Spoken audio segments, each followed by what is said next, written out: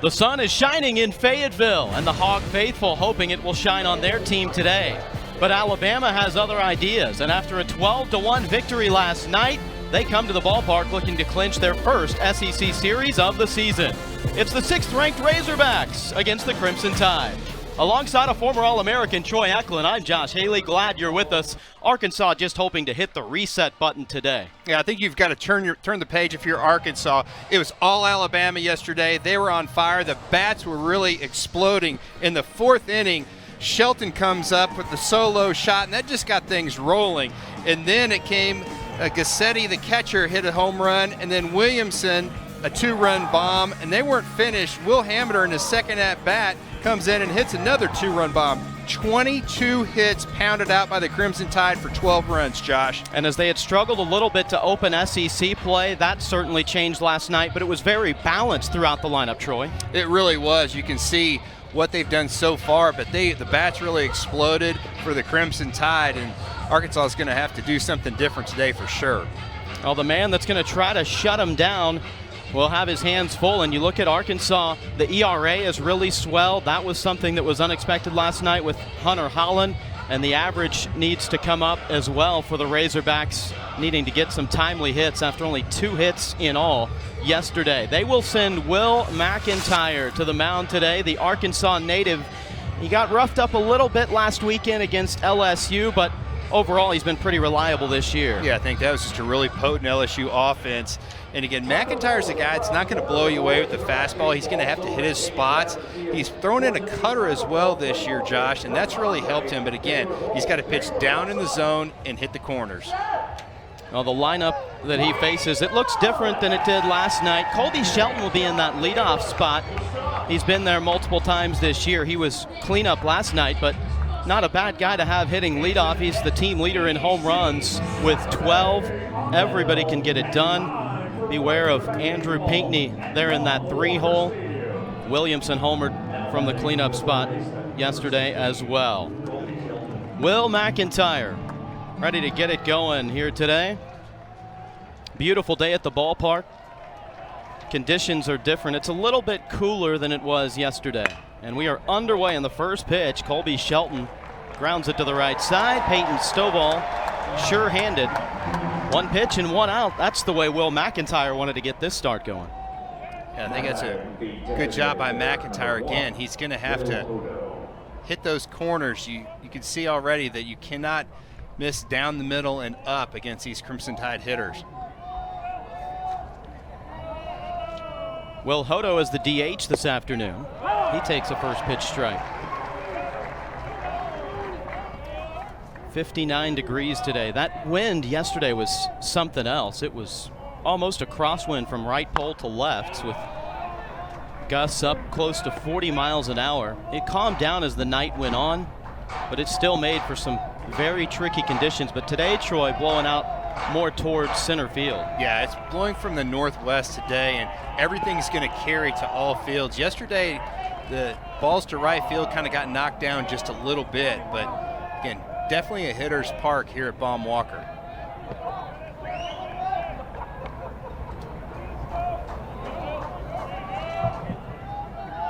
Will Hodo comes in hitting .333, 427 OBP.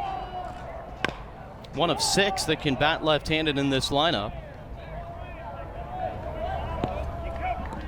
Josh, there's only one hitter in this lineup hitting below 300, and that's Temez, the catcher, and he was really solid yesterday. Now the former Razorback drove in the first run of the ball game. 1-2 pitch. Got him swinging. It looked like the cutter right there from Will McIntyre, and again, he's going to have a lot of success if he can get those Crimson Tide hitters to chase that pitch down in the zone. You can see where that ended up, even spiked it just a little bit. Good job by Parker Rowland right there to keep that ball in front. Brings up Andrew Pinckney with 2 outs.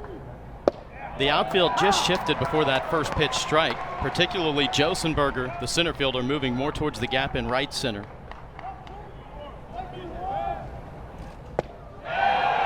Takes a swing and a miss. But as you pointed out yesterday while we were watching batting practice, This guy will just drive it to that right side all day long. Yeah, even Peyton Stovall took a couple more steps to his left, closer to first base. Reaches out, pokes it to short. Bolton on the run, not in time. The wheels of Andrew Pinckney. 2-out base runner for the Crimson Tide. Yeah, almost like a swinging bunt right there by Pinckney, and Bolton just playing normal depth at shortstop, but the ball is hit so softly that in that great speed by Pinckney, he just beats that out by a step or a step and a half. Brings up Drew Williamson. That pitch being so far outside, is that one you think McIntyre thought if he goes after this, no way he's going to get anything on it, but certainly not pull it? Yeah, I think so. And, just a great piece of hitting by Pinckney just to really get a great extension just to make contact with that pitch. It wasn't even close to being a strike. Outfield playing really deep with the wind blowing out. And this power hitter, Drew Williamson, the first baseman. 3 hits yesterday, including the 2-run homer. Punched it out to left center field. Great location right there by McIntyre. You can see that he is working Williamson away with each pitch he's thrown so far in this sequence. Pinckney at first, he's a little bit of a threat to run. That's why McIntyre picks over there. He's 4 for 4 on the season in stolen bases. This is an Alabama team that doesn't run a lot, but Pinckney is probably the one that's going to be the most aggressive in this lineup.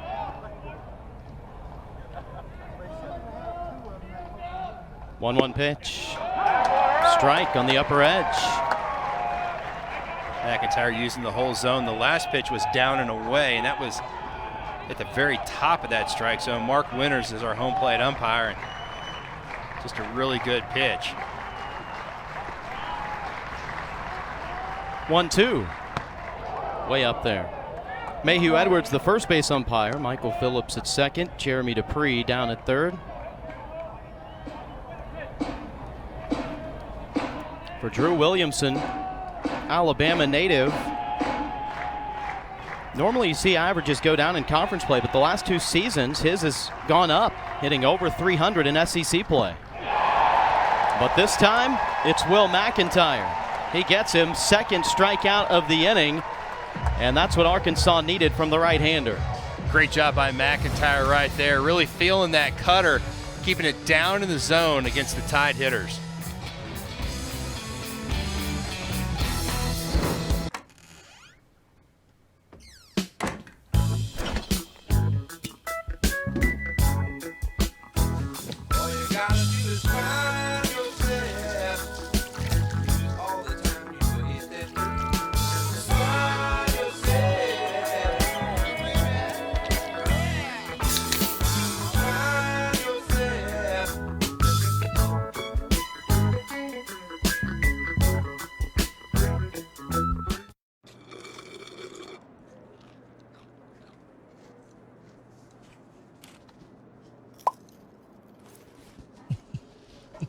Get all your faves like an order of small fries for just a few bucks. Only on the McDonald's $1, $2, $3 menu.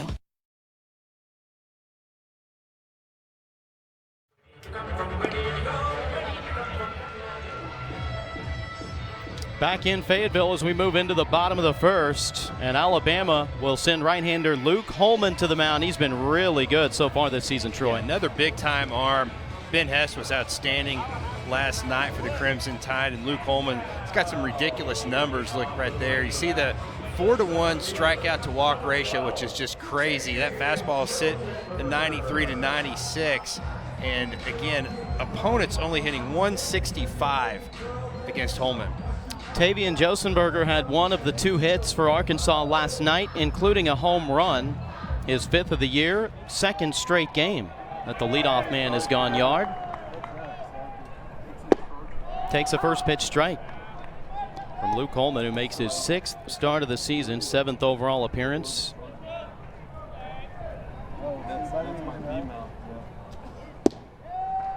Another strike. Before the game today, a moment of silence here at the ballpark, and our hearts go out to all those that have been affected by tornadoes in many, many states yesterday, including Arkansas and Alabama. and hope that this afternoon's ball game might bring just a little bit of enjoyment to your life. But certainly thoughts and prayers with all of those affected by the deadly tornadoes. Yeah, absolutely. It's just heartbreaking when you have something like a tornado come through. There's no, you don't know what's coming. It's not like a hurricane that you've got days to prepare for. That pitch just off the outside. Josenberger, 440 OBP from that top of the order for Dave Van Horn in Arkansas. I think it's important for Arkansas to try to get on the board early in this ball game.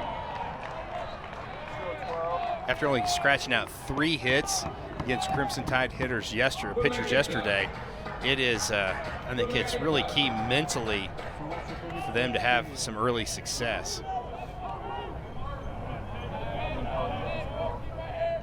Payoff pitch number 2. Fouled up. Drifts out of play down the left field side. The starter for the Tide yesterday, Ben Hess. Right-hander went 4 innings. But in the first for Arkansas, Josenberger got hit by a pitch, then Jace Borfin with a bunt single. 2 aboard, but Hess settled in and retired the next 3. This ball is hit high and deep in the air to center field. Going back, reaching up. What a catch by Andrew Pinckney. Timed his jump perfectly. And Josenberger's bid for a 3rd straight game home run comes up just a couple of feet short. Just a great read off the bat by Andrew Pinckney out there in center field. Pinckney played right field last night. Hammiter, who's in right, came on late in the game, pinch hit. Ended up having a homer in his second at bat and played right field. First pitch strike taken by Peyton Stovall.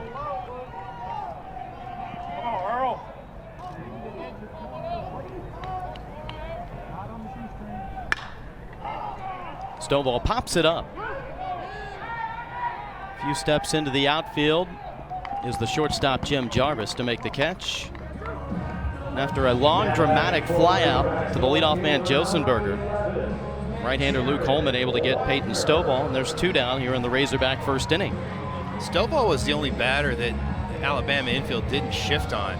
They played him pretty straight away. We're going to see what Wagner does right here. He's been seeing a lot of breaking balls down and away.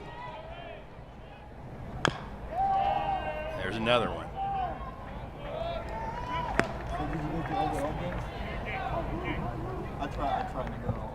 First-year transfer from Creighton, Jared Wagner, team leading 11 home runs.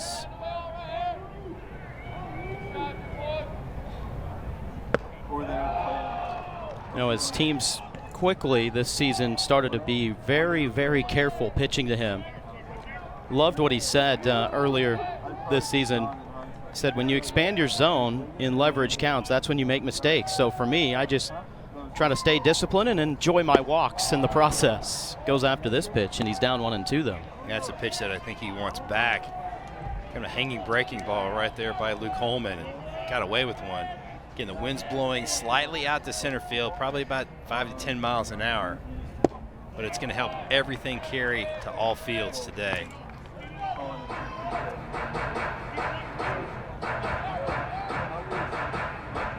Luke Holman went 3 innings last weekend against Kentucky. His shortest outing this year as a starter. He gets the strikeout on Wagner and he retires the side in order. 1 inning in the books and scoreless in Fayetteville.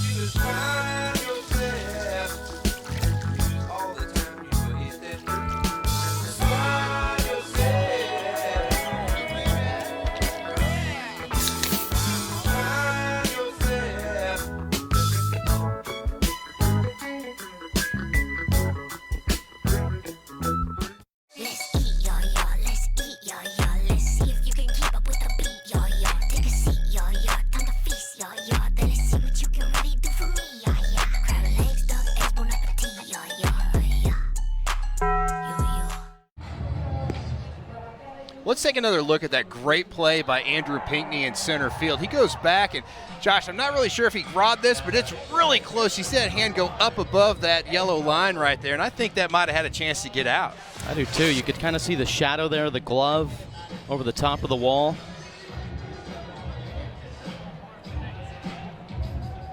Well, Will McIntyre allowed one base runner in the top of the first, and it was Andrew Pinckney, the man you just saw. That terrific catch in center. Infield single with 2 outs.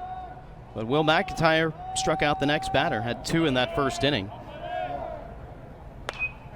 Ed Johnson was dynamic last night. He was the leadoff man in the inning. In the 3rd and the 5th, had hits in both of those occasions, part of a 3-hit night for the second baseman.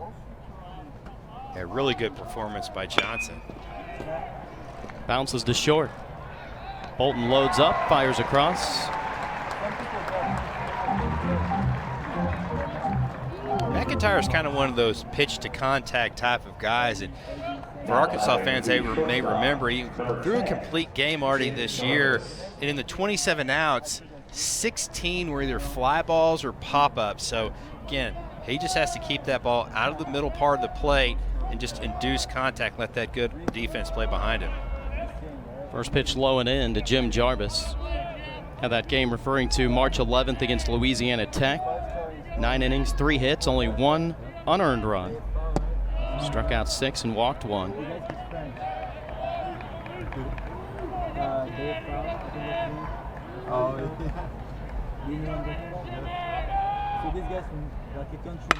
This ball turned on and hit a ton. Kiss it goodbye. Jim Jarvis going deep. His 3rd home run of the year. And that's case in point of how balanced this lineup is. Anybody can go yard. 9th home run that Will McIntyre has given up this year, and Alabama jumps out to a 1-0 lead. That ball was crushed by Jarvis. Went 421 feet, exit velocity 106 miles an hour. You can see for a little guy, he had some great leverage, little bat flip right there at the end. He knew that was gone the second he touched it. Hit leadoff yesterday. Shows the versatility of this lineup as well. Here's the former Razorback Dominic Tamez. Down 0-2. Played for Arkansas in 2020. That was the COVID-shortened year. Got a few opportunities and was swinging it well as a Razorback. 4 for 10 that season. Transferred out. Tamez went to McLennan Community College. Helped them win a national title in 2021, where he hit .526 in the JUCO World Series, and then transferred to Alabama, where he's now in his 2nd season. It's a really good take right there by Tamez. It's easy to go off of that pitch right off the zone. It starts as a strike and then it bends down and away. 2-hopper to Caleb Cowley. Throw brought Robinette off the bag, but able to get the tag for out number 2. It's a really good play by the freshman Robinette. Like you said, some guys will kind of stay anchored to that first base, and then you've got to come off and have some pretty active feet over there. And that's what the freshman Robinette did.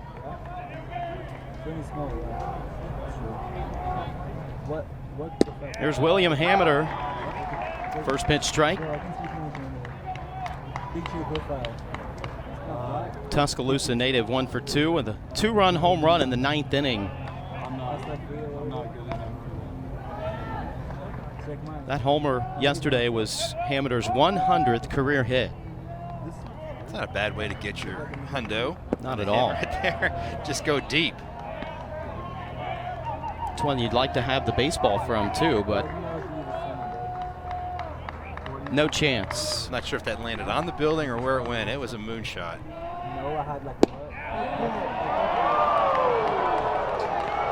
This crowd. Kind of a borderline pitch right there, and it goes Alabama's way, and it really changed the complexion of this count from being 2-2 to 3-1. Hard hit to the right side, way into the outfield grass is Stovall, shading the pull side and able to make the play. Side retired, but one big swing from Alabama in the second inning. Nice job by Jim Jarvis. Put a charge into it. 421 on the distance. Alabama up 1-0. I'm Jimmy Dean, and that sunrise something. I honestly feel that way about Jimmy Dean sausage. Get yourself a large chunk of that good morning feeling. Oh, it smells good. Let's eat, y'all. Let's eat, y'all. Let's see if you can keep up with the beat, y'all. Take a seat, y'all. Time to feast, y'all. Then let's see what you can really do for me, y'all. Crab legs, duck eggs, bon appetit, y'all.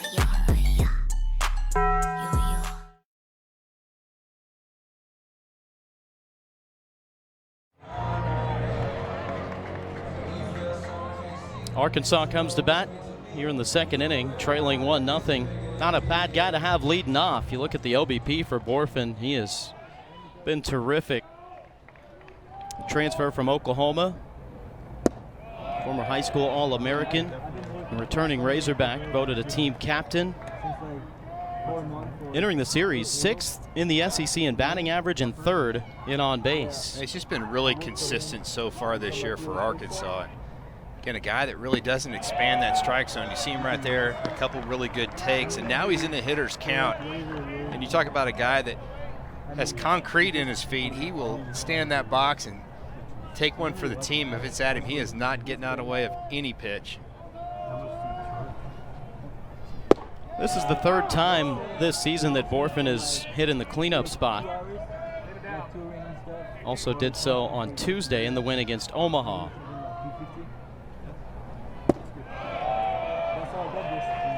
Pitch down in the zone, but I like what Holman did with that 2-0 pitch. It was down and away, still a strike, but not a hitter's pitch. But the lens is only at 4 there. And he'll take his walk. Lead off aboard for the Razorbacks.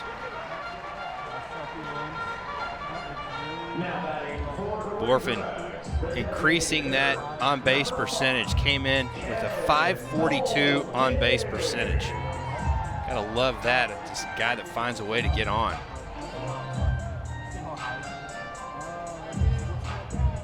Brings up Kendall Diggs, one of 6 who will bat from the left side against right-handed pitching in this lineup today. Big shift on for Kendall Diggs. Good job by the catcher, Tamez, on that first pitch to keep it in front to hold the runner. So look how tight the third baseman Shelton is playing, and Diggs is not a guy that normally bunts, and you see the infield with 3 guys on the right side, so a huge hole between second and third base. Takes a strike.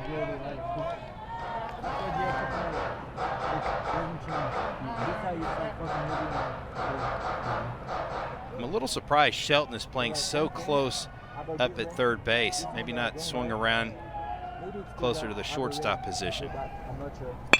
Right back off the mound and on a hop. Jarvis on the bag for 1, fires to first, double play. Well, there's where that shift really helped Alabama. Jarvis is playing right behind second base, and if you're a hitter, you always think that if I hit the ball up the middle, I'm going to get a hit. But with that defensive shift, the bullet right back through the box by Diggs, and again, in your head, you're thinking, that's a base hit up the middle, and then, oh yeah, the guy's playing right there. Veteran Jim Jarvis, undoubtedly pro-caliber defender. Started every game at shortstop this year. A few times in his career, though, he started at second and third base as well. So a guy that can get it done all over the infield.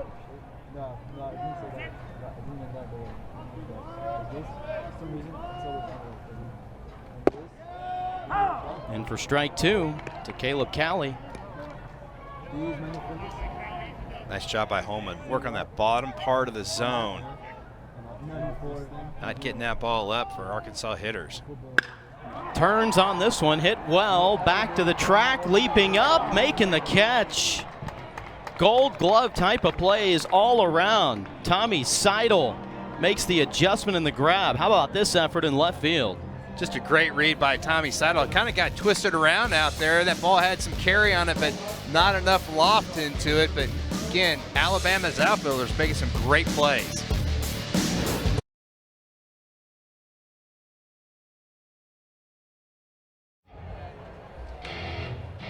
This crowd seeing some good defense so far here today. Arkansas with some hard hit balls in the second inning, but all it results in is a double play and a catch at the warning track. Will McIntyre will try to keep it at just a 1-run deficit. He gave up a 1-out homer in the second to Jim Jarvis. That's the difference in the ball game right now. As he pitches to the bottom of the lineup, Tommy Seidel, who made that terrific play in left field to end the Razorbacks' second. So Troy, you as an outfielder, I've got to ask, does a good defensive play to end the inning carry over momentum-wise to your next at bat? Oh, absolutely. Yeah, you're kind of on cloud 9, so to speak, and just kind of really feeling good about the play you just made. And yeah, it definitely carries over to that AB. This ball is hit well to left. On the move is Wagner. Not going to get there. Takes a hop off the fence. Seidel cruising into second. Leadoff double here in the third. You always talk about baseball being the game of inches, and you can see for Arkansas they've had a couple hard hit balls that didn't find the ground, and this one by Seidel, I think he caught it off the end of the bat and it just kind of kept hooking away from Wagner. It's a good effort right there by Jared, but just couldn't find it. It just seems like that's what Alabama's been able to do so far in this series, is just find some green grass somewhere. That's his 4th hit of the series. Back to the top of the lineup now, and Colby Shelton.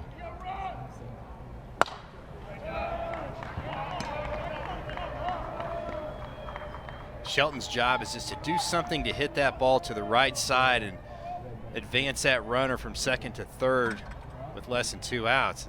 So he's thinking pulls. Let's see if McIntyre tries to work him on the outside part of the plate and not allow Shelton to pull that baseball.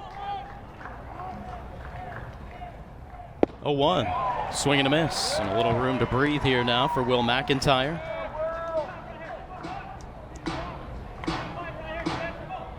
In the SEC opening series against Auburn, Razorbacks got the sweep here at home, and in McIntyre's start went 6 innings, 5 hits and 6 strikeouts, only 3 earned runs. As this is lifted up into shallow left. Wagner in to take command and makes the catch. That's a big out, not allowing that runner to get to third with 1 out. Yeah, you can see that McIntyre threw that last pitch in the outer third part of the plate, and again, we talked about that, not allowing Shelton to try to pull that baseball and induce the fly ball out to left field. Just a good job of pitching by McIntyre. Brings up the DH, Will Hodo.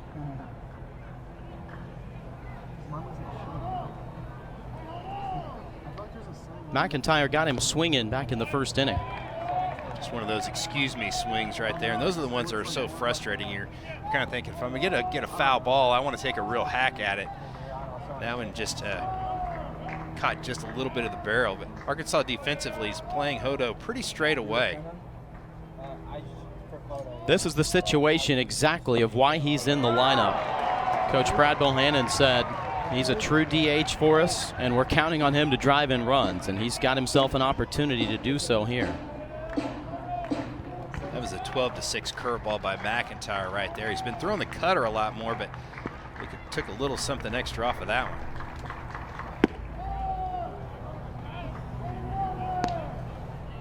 1-2 now. It's a fastball that wasn't even close, just one of those waste pitches.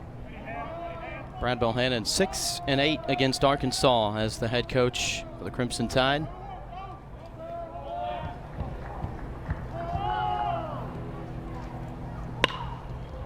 Soft liner, and that is a foul ball. Just this one might be questioned, I think. Now the umpire at first base had signaled foul, and we're going to immediately go to a review. Well, Tommy Seidel, the runner at second base, he never stopped running. He just kept going. That is Mayhew Edwards, the umpire down the first base line.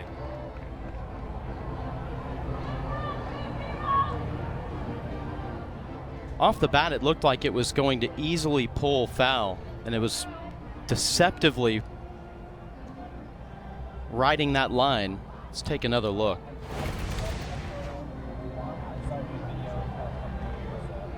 I mean, Mayhew Edwards is in great position to make that call, and I don't think that there's enough right there to overturn that. I mean, if it's foul by like a half a baseball. I mean, it is really close. It's one of those where if you sneeze when you're chalking the lines, then it makes a difference. And that's what these umpires do. They really get themselves into great positions to make the best possible call. And it's, we got the ability to go back and look at slow motion and replays and stuff. These guys are doing it real time, real live speed, and they're right so many times. See if you can tell that it's just so hard to tell from that angle in the distance. Mayhew Edwards made a really good call last night on a pickoff move to second base. The play was challenged and upheld. He had made the right call on a really tough one, even in slow motion. When we looked at it, like you mentioned, it was still tough to tell, but he had made the right call in that situation. McIntyre getting a few extra tosses here. How many good baseball players have and continue to come out of Bryant, Arkansas? The call on the field is foul stands. There you go. Right call made and upheld. Gotta like it when you make the call and then you get to announce that, yes, I got it right. If you're Mayhew Edwards right there, he's like, yep, I knew I was right, and they confirmed it. McIntyre might want to try to bury one down in the dirt right here. See the umpire going with his arms out to the side. That's the one and only time that McIntyre can step off the mound without delivering either the ball to the plate or to second base. 1-2 pitch is down to even the count. Nice take right there by Hodo.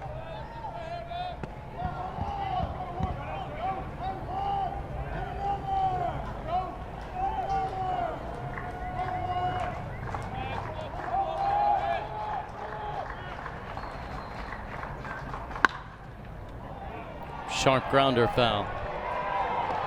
And McIntyre goes 6'4", 240 on the mound out of Bryant High School. Saw one of yet another additions in the Bryant pipeline last night. Austin Ledbetter pitched in relief. Talked about Evan Lee coming from Bryant. Blaine Knight. It's just a factory for baseball players down there in Central Arkansas. Called strike 3. What a great pitch right there by McIntyre. Really pulled the string with the changeup. 84 miles an hour on that pitch and just caught the outer edge of the plate. I mean, you just can't walk it up there and place it in the mitt any better than that location right there by Will McIntyre. Third strikeout, first looking, brings up Andrew Pinckney. Takes a cut at the first pitch. He was down in the count his first time up. They pitched him outside and he reached over the plate, pulled one off the cap of the bat towards short and was able to leg it out for a hit. Skied up, shallow right center. Borfin makes the catch. And a leadoff double is left stranded. Good situational pitching by Will McIntyre. Razorbacks will come to bat, down 1-0.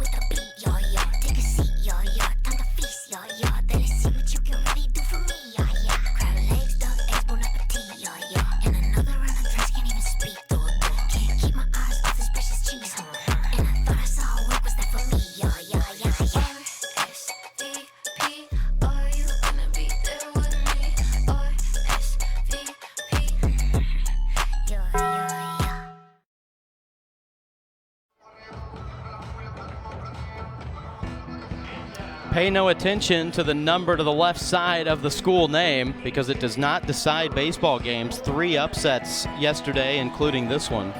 Yeah, big one that Auburn took down number 3. Florida just really took it to them 10-1, but Mississippi State finally got in the W column in SEC play. Reese Robinette leading off for Arkansas. That was a situation for Mississippi State, who had been swept in their first 2 series. You felt like when they finally did break out of that slump, they were probably going to do it in a big way. A team that had been frustrated. The 2021 national champions able to get a big win yesterday. Reese Robinette getting the start at first base today. Only his 5th start of the season. But a lot of upside, Troy, to this freshman from the state of Missouri. He's got a lot of power. He's got blown away right there by Luke Holman. I mean, Holman didn't throw anything close to being down the middle. The first pitch was actually a ball outside the zone, and then painted one in the bottom part of the zone, and then another one up and away. And the good velocity on the fastball, 94 miles an hour. That's just so tough to catch up to when that ball is up and out.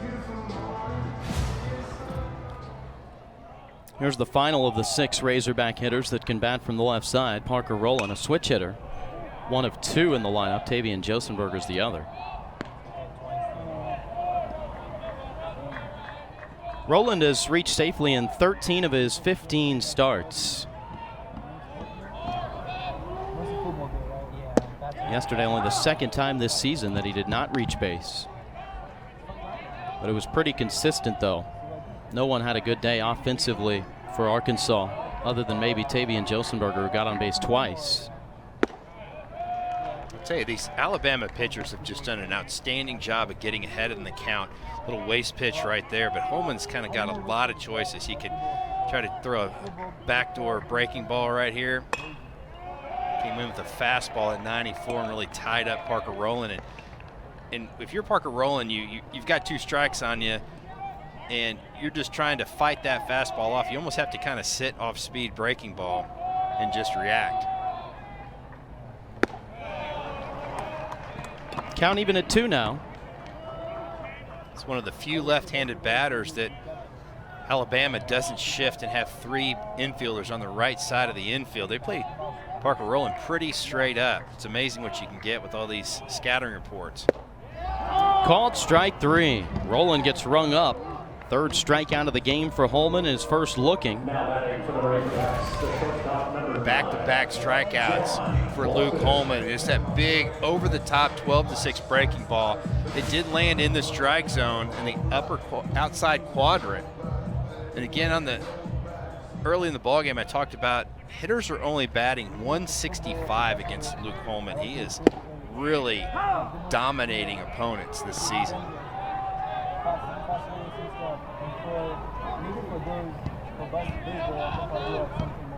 You hear the grumbling of the fans here in Fayetteville, not happy with the strike zone of Mark Winters, but it has been spot on. I mean, he has not expanded that zone.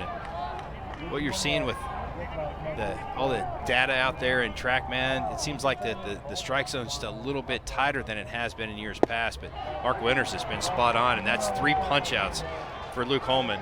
Puts that breaking ball on the inner half to Bolton, and he strikes out the side. The stuff is working for Holman. Nice job by Luke Holman, just snapping that breaking ball in there and tying up these Razorback hitters.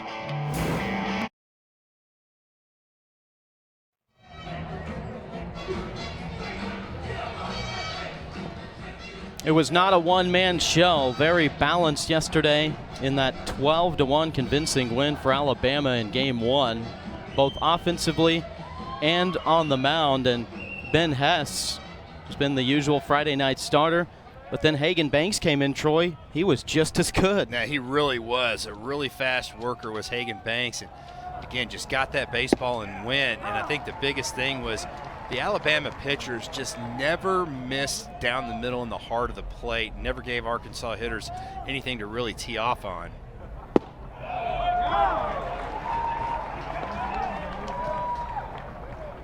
Drew Williamson went down swinging to end the first inning. 3 strikeouts through the first 3 innings for Will McIntyre. Crowd wanted that call. A couple of 6'4" right-handers dueling it out this afternoon. Tomorrow it'll be a lefty for Alabama, Grayson Hitt. Arkansas starter to be determined. Little swinging bunt here off the mound. McIntyre unable to fire over to first in time for the out.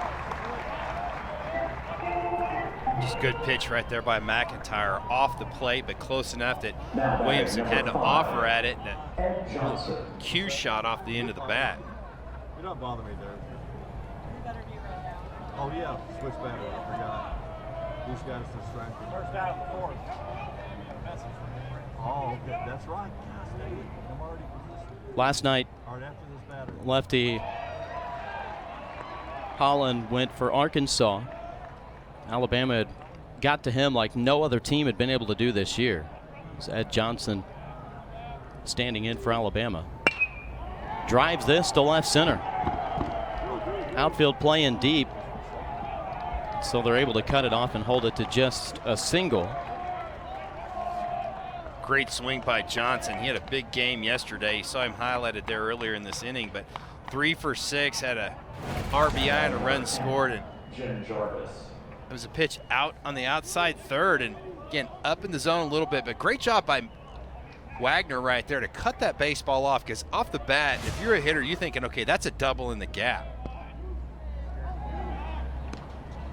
So Arkansas's got the ability to get a ground ball and roll two and get out of this inning right there. So great hustle by Wagner, good strong throw back into the infield.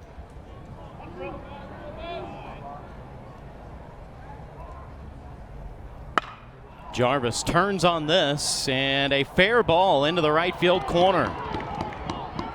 Johnson gets the stop sign at third, as Borfin able to track it down. One out double for Jim Jarvis. Boy, he can really punish the baseball. He might not weigh 200 pounds, but he can hit it a ton. He went from the leadoff spot yesterday to the 6th hole, and I think Jarvis is really enjoying that spot in the order, and if he keeps hitting the baseball like that, he might be down there for a while. It's much more of an RBI type spot. Seeing the baseball big and hitting it hard. First pitch to Tamez, and he knocks it through. In to score is Johnson. Jarvis will be held up at third. Almost a repeat of yesterday. Alabama was able to string together several hits in a row. That was a center cut fastball. Looked like almost like a cutter on that last pitch, but got up in the zone, and Tamez didn't miss it. It's going to bring out Matt Hobbs, the pitching coach, and that's got an RBI for Dominic Tamez, driving in Ed Johnson. His 12th RBI of the season and third hit of the series. Talking about the power of Jarvis, who hit a 421-foot homer in the second inning, and then the double this inning, the exit velo at 106 on both of those hits for the shortstop Jim Jarvis. That's a guy that's not big of stature, but that's the thing about baseball. You don't have to be huge. It's all about technique and leverage and bat speed. He had 5 extra base hits coming into the day, and he's got 2 in his first 2 at-bats. And if you're Arkansas right here, you're definitely not in a panic mode, but you really want to try to hold Alabama to just 1 run in this inning. They've got an opportunity to try to turn 2. It's like the infield's playing back all the way around, trying to get that double play. First pitch to William Hameter, and it gets past Rowland. Breaking for home is Jarvis. The flip back, not in time. Tamez will stay put after advancing 1 bag. Boy, a really big wild pitch right there by Will McIntyre. You heard it just barely tick Parker Rowland's glove as it went to the backstop. He almost got a piece of that.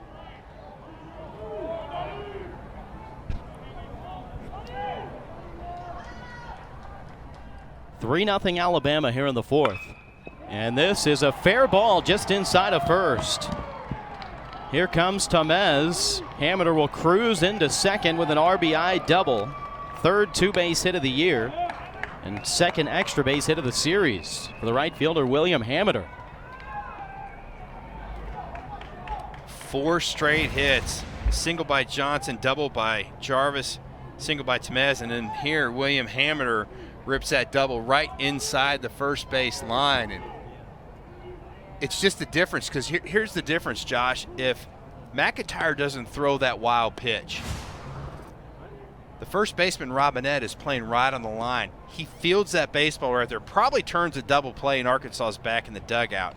And that's the difference between when you give up free base runners or advanced base runners, it totally changes the complexion of an inning. Now batting number 20, Tommy Seidel. Here comes head coach Dave Van Horn now, as Arkansas has had activity going on in the bullpen. This is the inning that it got away from the Razorbacks last night, and they're trying to make sure that it doesn't get away early here this afternoon. Call to the bullpen for the Razorbacks. We'll formally introduce you to the new pitcher.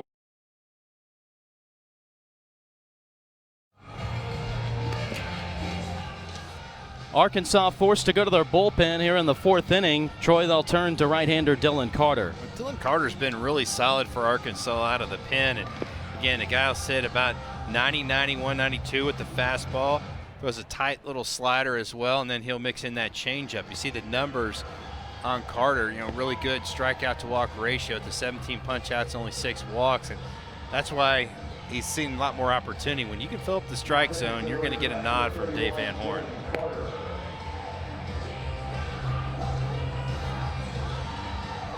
He'll be facing the bottom of the order, Tommy Seidel, who doubled last time up. Well, last night, the 4th inning is kind of what really broke everything loose for Alabama. They had gotten base runners without issues in the first 3, but only 1 run. And then with 1 out in the 4th, they went home run, base hit, home run. Jump out in front 4-1. High and tight on the first pitch to Seidel. I mean, if you're Arkansas, you feel like with the wind blowing out that you're going to put up some numbers on the board. You just can't let this game get away from you right here.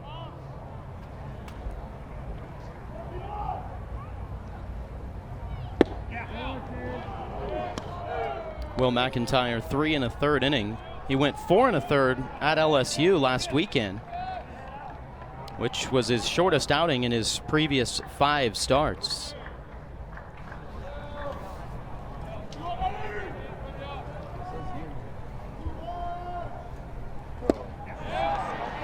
It's a swing and a miss there, 2-1. Really nice slider right there by Dylan Carter. Kept that out of the strike zone, and it's almost what you have to do with how hot Alabama is right now. It's just not even throw them a strike and hope they swing at it.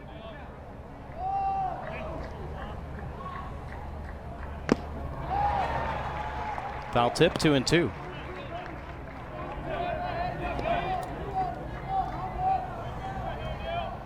The 3 hits last night for this batter, Tommy Seidel, was his 3rd 3-hit game in his last 5 starts.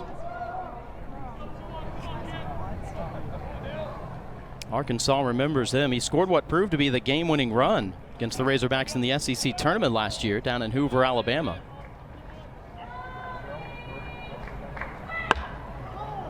Pokes this foul. Arkansas took game 1 of a 3-game series in Tuscaloosa towards the end of the regular season in 2022. And Alabama took the next 2 and then won 4-3 in the SEC tournament. Pair that with last night's win, and it's 4 straight in this series for Alabama. This afternoon is the 100th all-time meeting.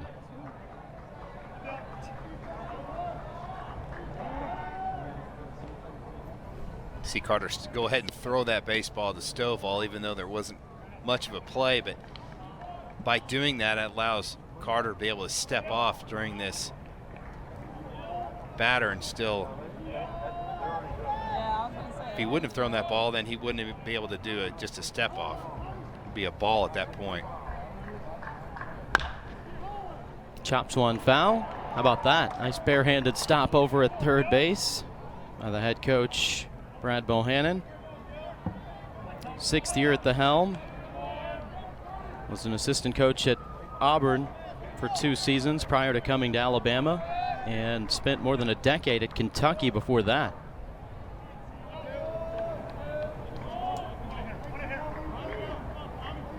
Come on, Greg. Got him swinging. Good start to this relief outing for the right-hander Dylan Carter. It's out number 2 here in the 4th. Yeah, just a great pitch by Dylan Carter. Went down and away with the slider, and he comes back up and in and really tied up Tommy Seidel on that pitch. Just perfect location.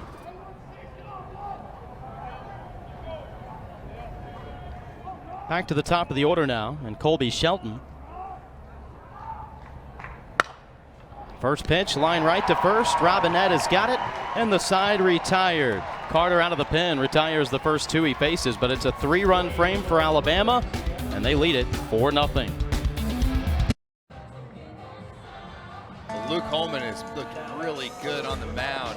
4 punch-outs for the right-hander, and again, struck out 3 batters in the 3rd frame, and nice job getting a lot of handshakes and high fives over there. You see his numbers, and the good thing for Holman is only 1 walk with those 4 strikeouts, Josh. Now that's going to get the job done. First pitch low and a bit wild to Tavian Josenberger. We'll see if the Razorbacks can have any better luck. Second time through the order against Holman. Josenberger hit one high and deep to center field, first time up. And Andrew Pinckney made a jumping catch right at the fence. Nobody's going to get to this one, though. Josenberger into second with a leadoff double. Brings this crowd to life at Baum-Walker Stadium.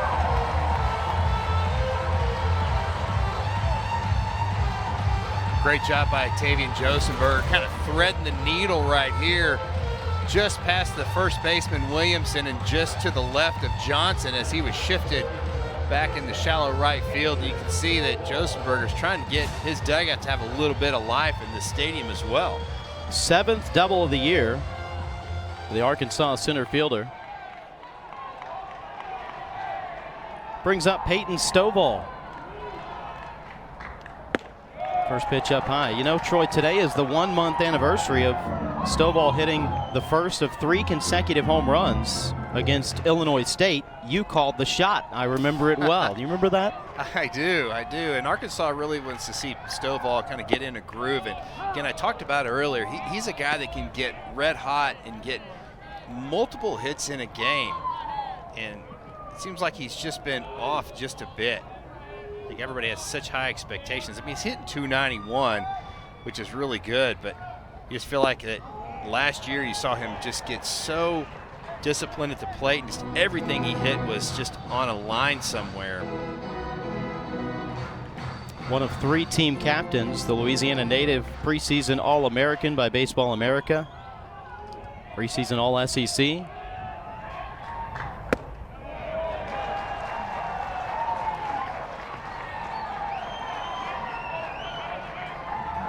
You're Stovall, you have to kind of take home plate. You might even put it in thirds. You might look something middle in.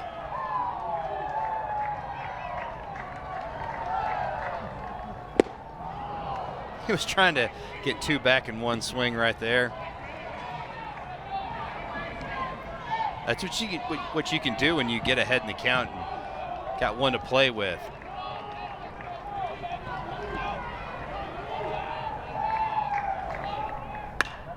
Payoff pitch is popped up.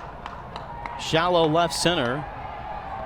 It's the shortstop Jarvis able to backpedal and make the catch. Just a great pitch by Luke Holman. That is up and in.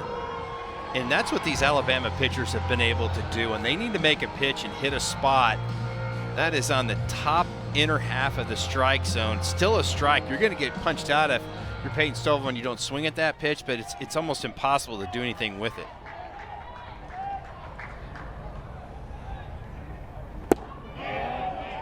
Close pitch on the first one. Tomez trying to help out his pitcher, but it's ball 1 to Jared Wagner, who entered the series top 5 in the SEC in RBI and home runs. 40 and 11, the numbers. You just feel like if there's a mistake right here, Wagner's going to make make him pay. And you can see Holman, he is really not wanting to give in to Wagner. First pitch was right there on the borderline. And you saw Tamez, the catcher, really kind of shaking his head, thought he had one there. And it really changes the complexion of this count, either being from 1 ball, 1 strike to right now Wagner's to 2 balls, no strikes. 2-1 now. Down and in, not a hitter's pitch right there, definitely a pitcher's pitch. And so it's a good take. A lot of fans are sitting there, why didn't he swing at that? Well, just really good location. You want something kind of out over the plate.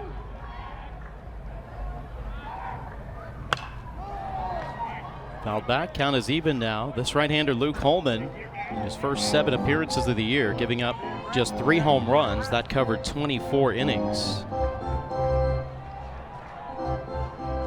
And although Arkansas had hit the ball hard a few times through the first 3 innings, they had nothing to show for it. Only 1 base runner, which was via the walk. Josenberger on second right now. Double to lead off the frame for Arkansas's first hit. And he gets Wagner here. Called out on strikes by the home plate umpire. He acknowledged Wagner didn't go around, but it was in there anyway. Again, great location with that slider by Holman. Down and away, you can see Wagner kind of pulling off that baseball just a little bit. That tried to check, but that was still a strike. 5th strikeout, 3rd looking. Ball 1 to Jace Borfin.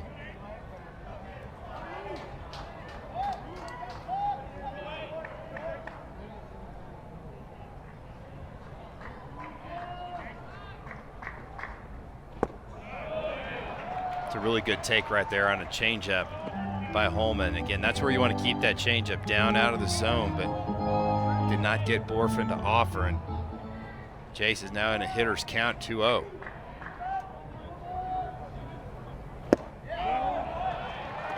Make it 3-0. Jace last year played in 32 games, 24 starts.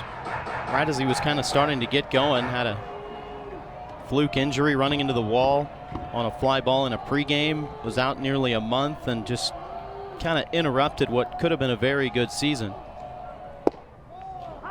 And he has made the most of the opportunities this year as he takes all the way there on 3-0. Yeah, and Borfin is really, before that injury, the game before that one, he hit 2 home runs and got 1 robbed when the outfielder went up over the wall. So he almost had a 3 home run game. He draws ball 4. Second walk of the afternoon for Jace Borfin.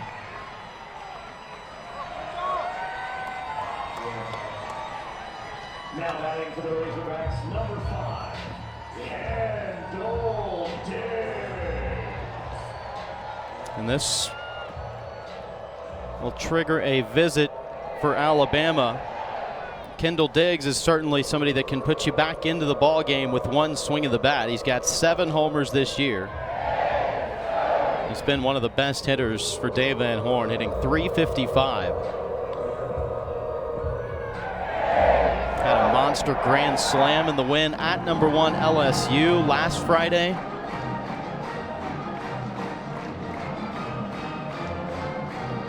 Diggs had a hard hit ball his first time up, smoked one off the pitcher's mound.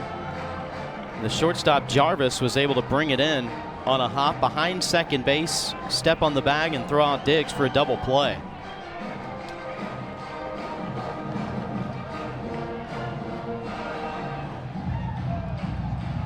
Big spot in the ball game for both teams. Arkansas trying to get back in it, down 4-0.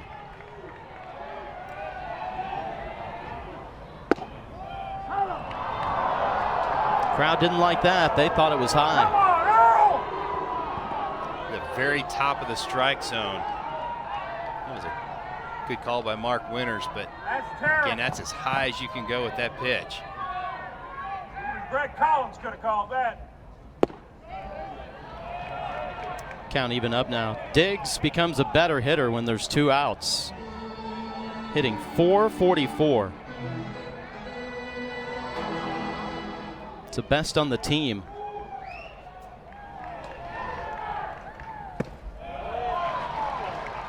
Two and 1. The first baseman Williams is playing really deep, so Jace Borfin's getting a giant lead over there at first base. I mean, he's almost a third of the way to second base.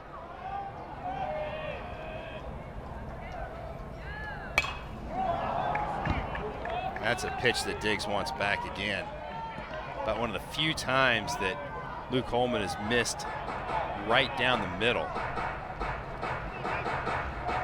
A massive shift on every ball that Diggs has put in play, though, so far in this series. Has been just to the left of second base. Has not hit anything to the right side. This ball is a towering shot to deep center field. Reaching up. No way. It's gone. Kendall Diggs goes yard for the 8th time this year, and Arkansas right back in the ball game.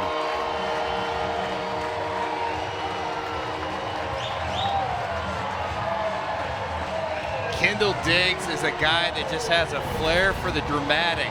The 3-run home run is what he does, and off the bat you can see Holman was jumping like, please stay in the yard.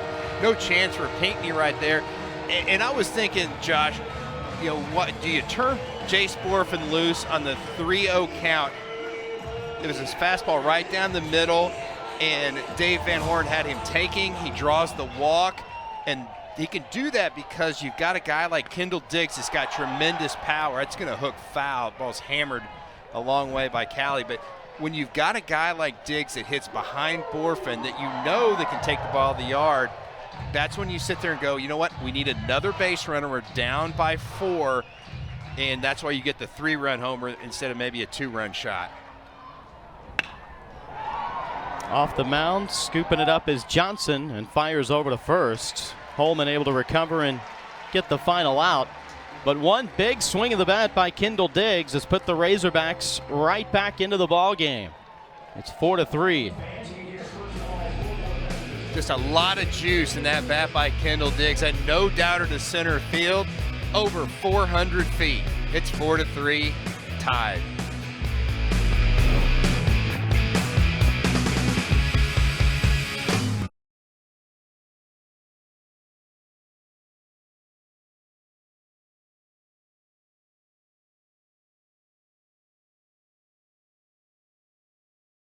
Back in Fayetteville, the Alabama Bats have come to life here this weekend in Northwest Arkansas, and you look at what they've done, very balanced. Everybody's been involved, but you can't say that it caught Arkansas off guard because Dave Van Horn was complimentary of this Alabama team coming in. He knew what they were capable of. Yeah, I know. And they were really swinging the bats well. And Brad Bohan, I think he was kind of downplaying his offense a little bit. He goes, we're going to kind of see what we're made out of this weekend.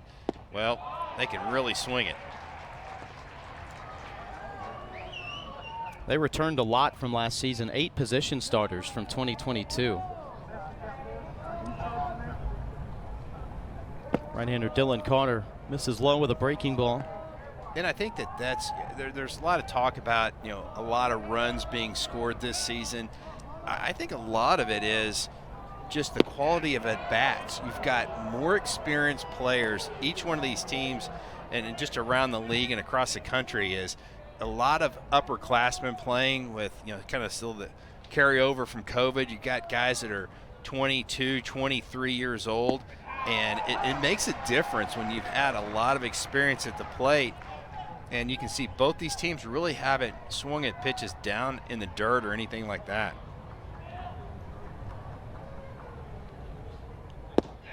Called strike 3. How about Dylan Carter coming out of the Arkansas bullpen and just really feeling it? This is a pitch down and away. Looked like he took a little something off of that fastball. Only 87, but had a little more run to it than maybe his regular fastballs. It's like a little two-seamer. Pinckney showed bunt, pulled it back. Pitch just missed down low.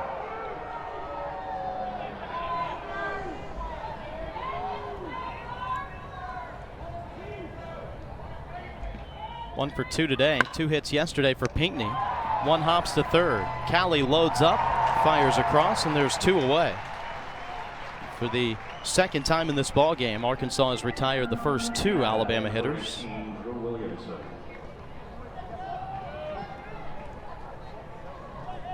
Tell you what, doesn't get any easier in this Alabama lineup. Get first 2 outs, and then you get Williamson coming up to the plate. Guy with some tremendous power. Hard hit. Takes Bolton sliding into the hole. Gave it a valiant effort. And that's still a hit all day long, I think, even if Robinette comes up with a pick. It's a really good job by Williamson. That's a pitch that is almost off the plate, and he just served that one to that left-hand side, and that's all that John Bolton could do. Scored as the 8th hit of the ball game for Alabama. Coming off a season high 22 hits last night. The most Arkansas had given up in a single game in more than 20 years. Yeah, it was a display by Alabama, no doubt about it. They hit the ball hard and just found a lot of holes when they didn't.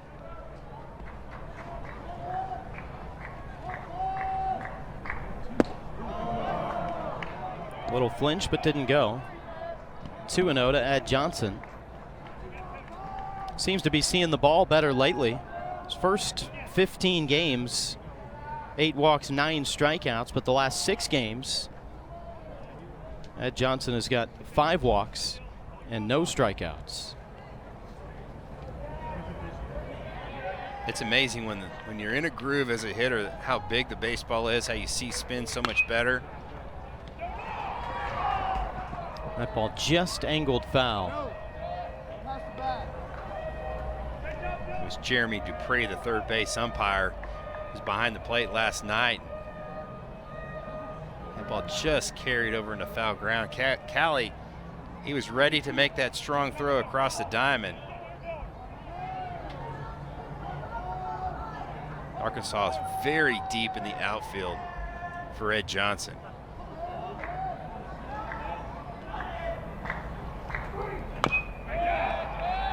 Fouls off a breaking ball, 2-2. Ed Johnson played his first 2 years at Auburn, last 2 years at Tennessee Tech, hit .367 there last year, 44 RBI and 14 homers.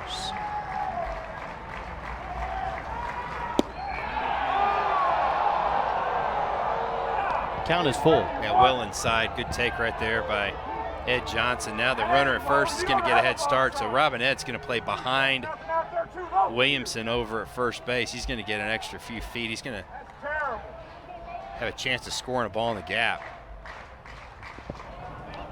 Bounces to the plate. First walk issued by Dylan Carter.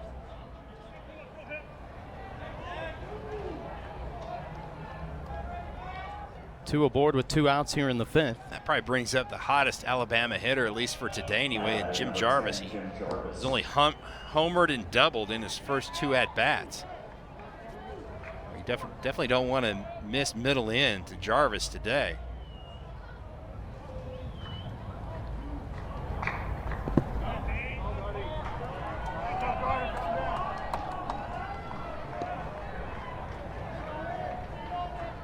Fourth-year starting shortstop, having his best season yet. He was a .260 career hitter. As we'll see a visit to the mound from pitching coach Matt Hobbs. But Jarvis hitting above 300 now this year.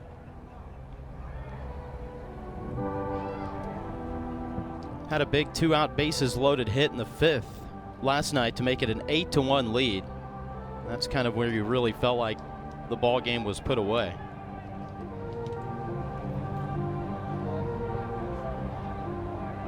Mark Winters, the home plate umpire, is trying to speed Matt Hobbs up. You only get 30 seconds, and at 9 seconds, those umpires go out there and strongly encourage the coach to get back to the dugout. But I think that conversation was just hey, I've got confidence in you, but hey, the guy you have at the plate is on fire today, and you better keep it down and away. Up and away, 2-0.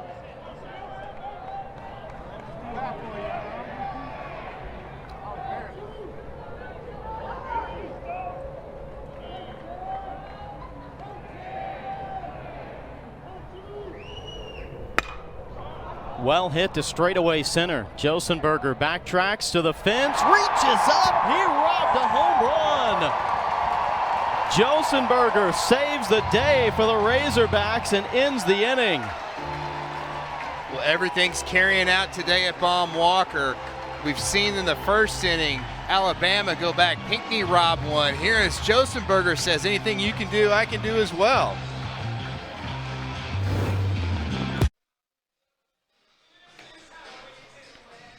Well, there was a lot of action in the fourth inning. Alabama came up, there was a base hit to score a Crimson Tide batter, and then a wild pitch right there by McIntyre scores another run.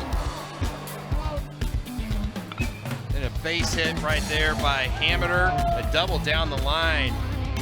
And the Tide put up 3 in that inning, but Arkansas comes back with 2 on. The big blast by Kendall Diggs, straight away center field. You can see he's fired up, and so are the Arkansas fans. And it is an Alabama lead at 4-3. Here's Reese Robinette to lead off the Razorbacks. Pitch number 65 for starting right-hander Luke Holman is a strike. Robinette getting the start today at first base, has really been swinging it well. Last 5 games for the freshman, 5 of 12, 2 homers, 7 RBI. Had a big pinch hit 3-run homer in that win at #1 LSU. Last Friday, his second straight game with a homer. But he goes down swinging here. Second time that Holman's got him. Yeah, Luke Holman's just really had Robinette's number. Just 3 straight big 12-6 curveballs in a row. I mean, watch the bottom fall out of this one, Josh. That is an old-fashioned Uncle Charlie 12-6 hammer.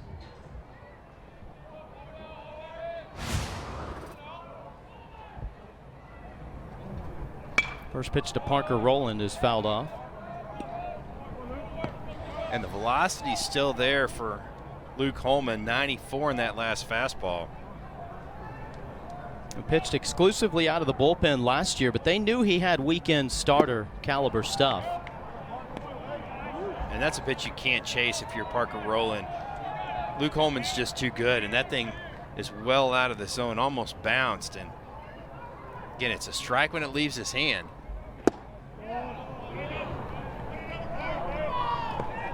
Holman wanted that one. I think he's got a pretty good argument.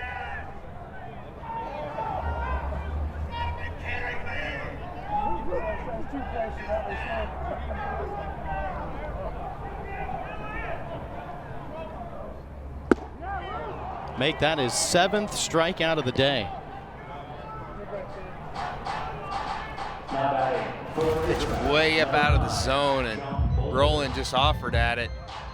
That's about 6 inches too high. You can see Tamez, the catcher. Watch his reaction. Tamez right here is nod his head, so that's exactly where I wanted that pitch.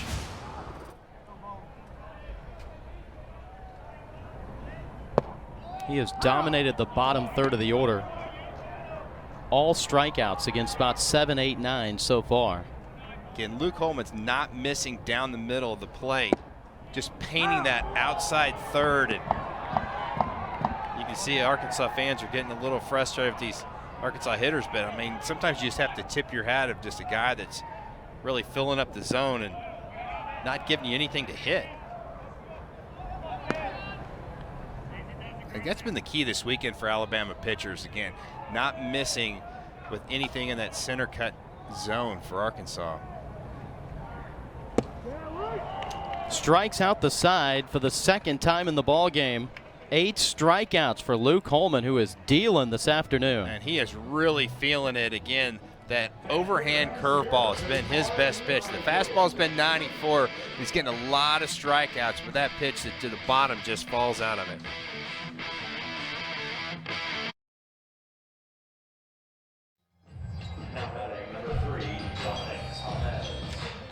Josh Haley and Troy Eklund back with you in Fayetteville. Alabama struck first. A second inning solo shot by Jim Jarvis.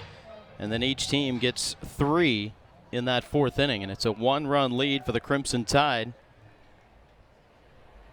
How about Arkansas with 3 runs on 2 hits? Tell you what, these Alabama pitchers have really shut down Arkansas. Only 3 hits yesterday, 2 today. Just a great job by, yesterday was Ben Hess and Hagan Banks, and Connor Ball came in there and cleaned things up, and then Luke Holman's been spot on. Hard grounder gets through. Dominic Temez having himself a great series. Back-to-back 2-hit days for the Texan. He'll be in former Razorback. You know, he's got a little extra something there that he wants to try to do and impress. And not a bad pitch by Dylan Carter. It's a slider down and away. Temez hit that one in the bottom part of the zone. Just found a hole right there. Bolton playing a little over to the third base shift. Ball 1 to the senior William Hameter. 4th-year player. He hit .270 in his first 3 years, but hitting .355 now as a senior.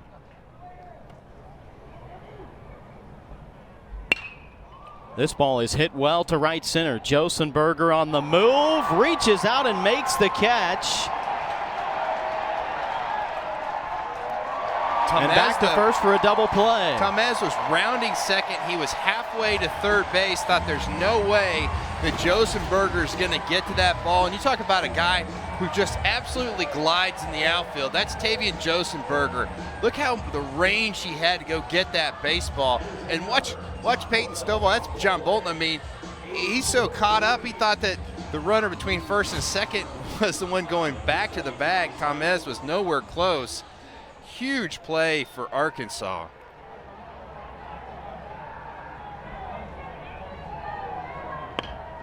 Quick bunt laid down by Seidel. Barehanded, off-balance throw by Callie, not going to be in time. Well, when that ball was laid down by Seidel, you knew there's no chance for Caleb Callie. That was one of those plays, I think, that as a catcher, that's who's kind of commanding the infield. You almost have to tell Callie just to eat that ball. You just don't want him to throw that ball down the right field line and have the runner at maybe at second or third. Back to the top of the order in Colby Shelton. Uncharacteristic 0 for 3 today. This is the versatility. He hit cleanup yesterday, but has hit in the leadoff multiple times this year. How do you like having your leadoff guy hit 12 home runs? That's not too shabby. And that's the thing. If you're Arkansas, you can't exhale right here. You have to think, hey, we've got a guy at the plate that's got a lot of pop. And I think that's why Parker Rowland's going to go out there, have a conversation with Dylan Carter and say, hey, this guy is, yeah, he's a leadoff hitter, but you can't miss middle in. Yeah, he showed some plate discipline. And for a freshman, a lot of maturity at the plate. After he homered yesterday, took a gritty walk later in the ball game, and that shows he's not just going up there trying to hit one out of the ballpark. Even when the game was seemingly in hands last night, sometimes you'll see hitters just swing for the fences, and not this freshman. And now here comes Dave Van Horn. He'll point to the bullpen, and Arkansas will make their second pitching change of the ball game. Crucial spot here, trying to keep it at just a 1-run ball game. We'll introduce you to the new pitcher when we come back to Baum Walker.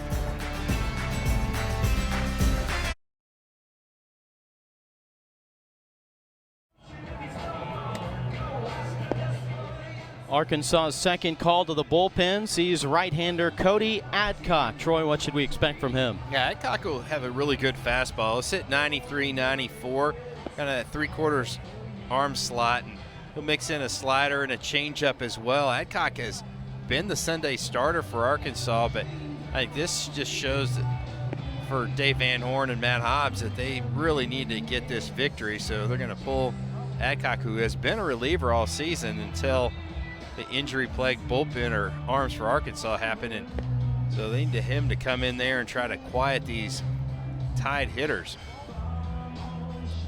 Dylan Carter in relief of the starter Will McIntyre does pretty decent job. Goes 2 1/3.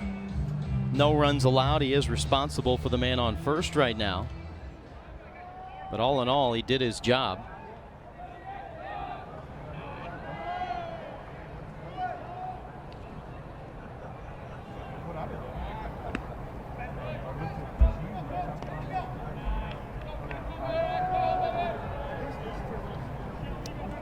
Arkansas getting some help on Gold Glove plays from the center fielder Tavian Josenberger each of the last 2 innings.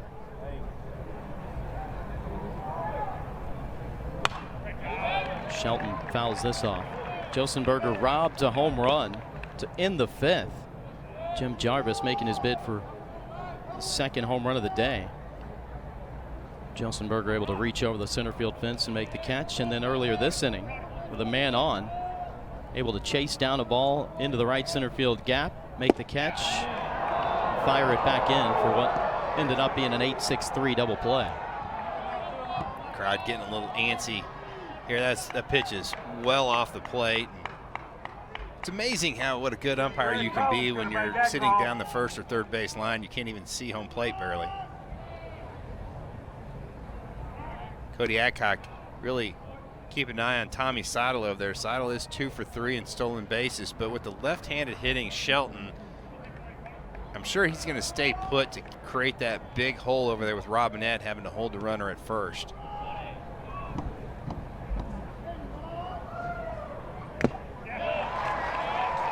One and two now. Arkansas 21st year head coach Dave Van Horn said of Adcock in his performance last weekend at LSU, he said he had good stuff, he just didn't locate.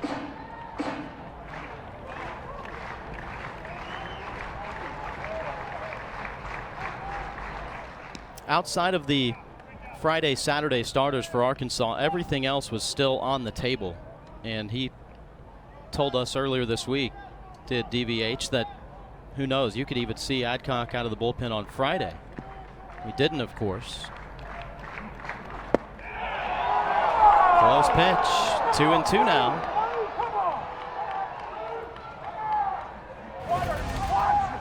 That pitch is well off the plate. You can see Roland. Anytime you see that catcher grab that pitch and try to pull it back in, they know it's off the plate.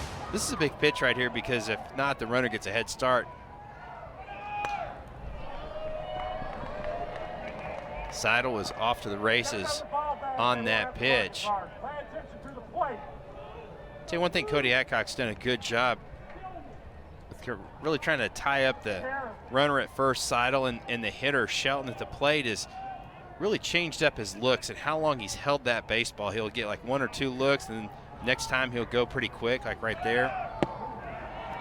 Taken off, Roland's throw, not in time. Really good jump by Seidel at first base. It's a big stolen base right there. Now the runner's in scoring position. He made that really easily, not even close.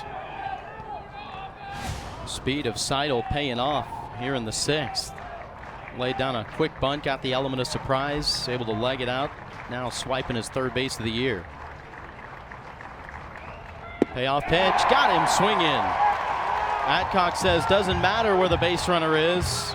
I got this final batter out of the bullpen, taking care of business, and it's a 1-run ball game going to the bottom half.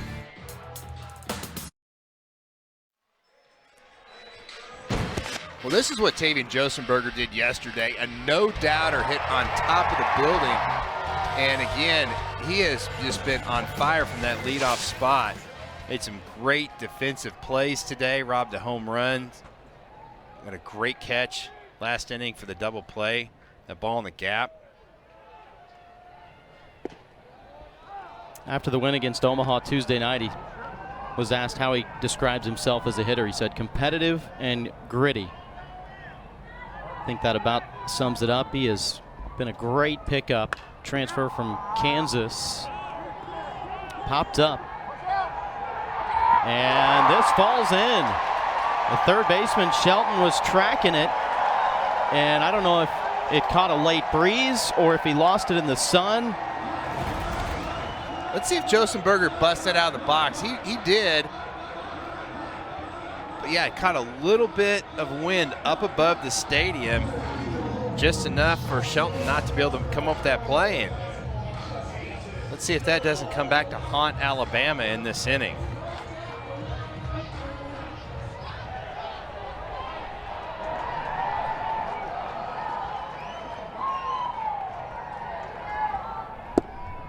First pitch strike to Peyton Stovall. It will be scored as a hit. It's one of those where if it's in the scorer's judgment that, you know, the sun or the wind played a significant role. It's one thing if it hits his glove and falls out. The fact that he never even touched it kind of signaled that that might have a chance to go down in the books as a hit, and it does.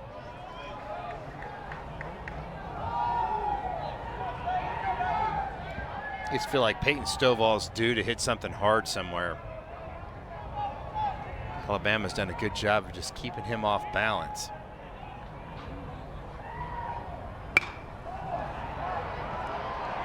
Popped up, this drifting, and just out of the reach, and a little bit of collision too. The catcher Tamez made his way over there, and had he have gotten some room from his own dugout, he might have had a chance to get that, but there didn't seem to be a lot of urgency clearing off the rail.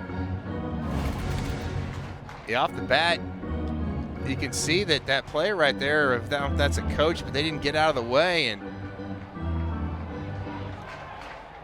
a little surprised by that. You thought they had a little bit better communication over there in the dugout. I think Stovall got away with one. Josenberger taken off. Here comes the throw. It's a good one, but not in time. Tamez did everything within his power, but Josenberger got a good jump, and he steals his 7th bag of the year. Well, that was really close because you can usually kind of see from up here in the booth if the runner's got a chance. Josenberger took a quick little peek, and I think the head first slide made the difference. Boy, Tamez put that one right on the money, and quick tag by Jarvis. Stovall towers on up into the bright blue sky. Playable for Hameter. Makes the catch. Josenberger tagging and gets to third base. And look how big it is that Josenberger got that stolen base, and then Stovall does his job. His job is to move that runner up to third base in less than 2 outs, and successful there. And then got to leave it up to guys behind you. Jared Wagner, he is more than due. Well, it'll be a new pitcher to face for Wagner at the plate, with Arkansas putting the tying run at third base and only 1 out here in the 6th inning. Ball game is getting good. We'll tell you about the new pitcher when we come back.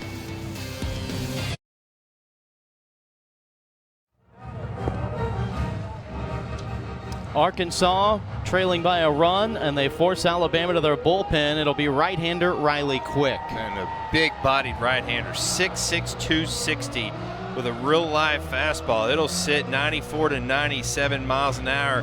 Kind of has a sweeping slider and a good changeup as well. And the thing about Riley Quick is that fastball's got some sink, so when he's on, you're going to see ground balls from him, but they're looking for the strikeout right now against Jared Wagner.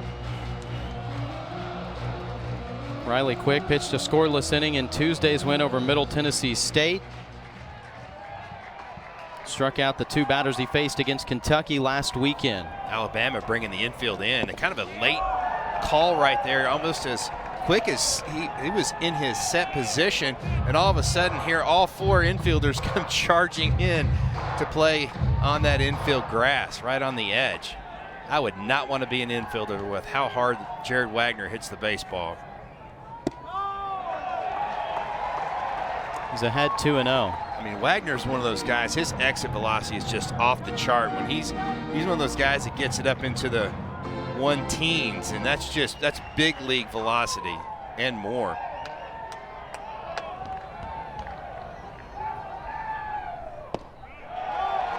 Ahead 3-0.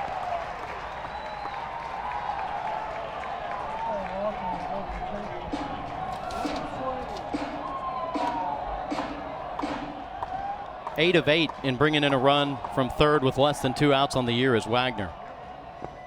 He won't get an opportunity, but doesn't try to force it either. Takes a 4-pitch walk, and it'll bring Jace Borf into the plate.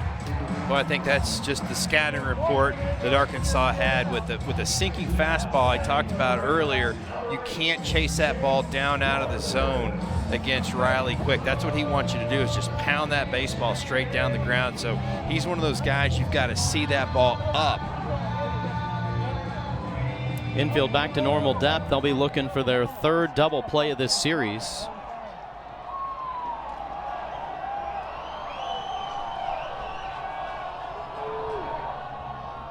Borfin, hard grounder through the right side. It's a tie ball game. Wagner gunning for third, and he'll slide in safely. Nice hit by Jace Borfin.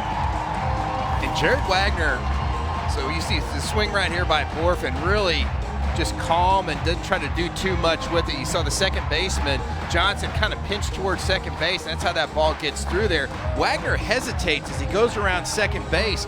It made that play really close out there at third, and again, Wagner didn't know if he was supposed to come or not, didn't pick up third base coach Nate Thompson quick enough. This game's knotted at fours. When that hesitation happened, I thought they were going to throw back behind him to second. Little attention getter high and tight to Kendall Diggs, who homered last time up. A 420-foot shot, his 8th bomb of the year.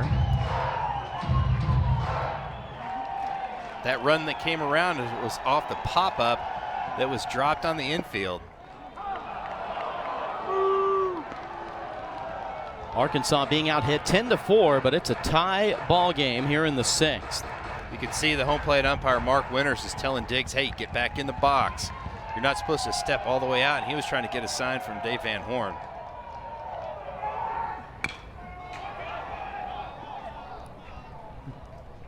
Take a look at that big swing that Kendall Diggs put on it earlier in this game. Just an absolute no-doubter straightaway center field, and Kendall Diggs is the man of the 3-run home run. I think these Arkansas fans are getting really spoiled seeing that over and over again. Some players just have that flair for the dramatic, and that's Kendall Diggs.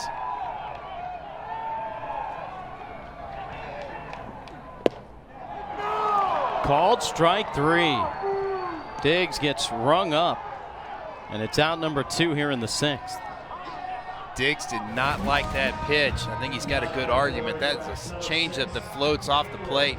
Tamez does a great job of framing that thing up and kind of bringing it back just a hair, but that call goes Alabama's way, and that was a big out.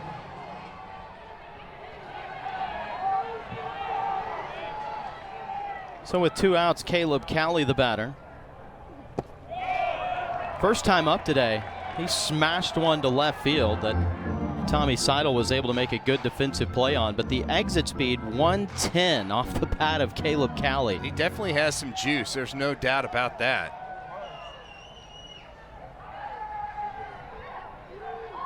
One-0 pitch. Strike just on the upper edge, and this is a guy that was uncommitted for most of last season, playing at the College of Central Florida, team that was in the JUCO World Series, and it was former Razorback and current GA Cullen Smith who saw him while watching that Junior College World Series. Dave Van Horn called Cali the next day, and the rest, as they say, is history. Now if you're Arkansas, you really don't want to run yourself out of that inning, so I think Borfin's going to stay put. Defensively, Alabama's playing Cali pretty straight away.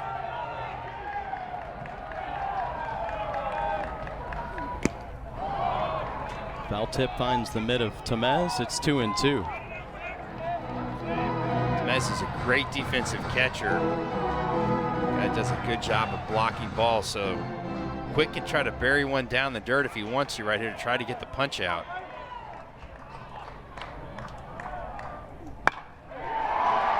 Ground ball to the left to second. On it is Jarvis. Fires across, and the side retired. But Arkansas gets a clutch piece of hitting from Jace Borfin. Nice job by Borfin finding a hole for Arkansas to tie this game up at 4.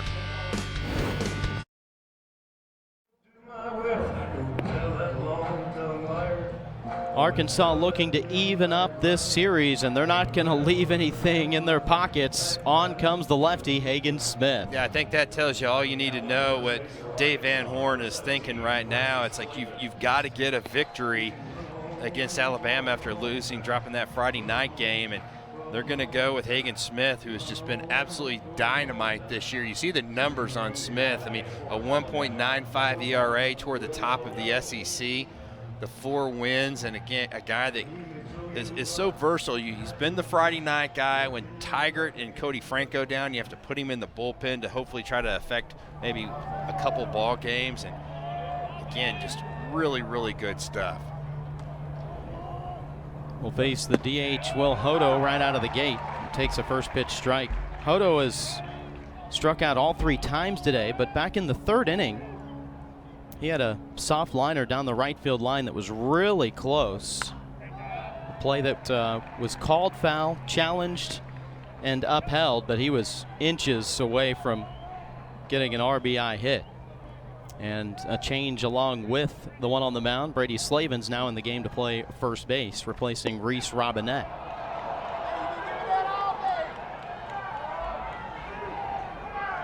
Smith tried to nibble that inside corner, just trying to get a piece of that plate.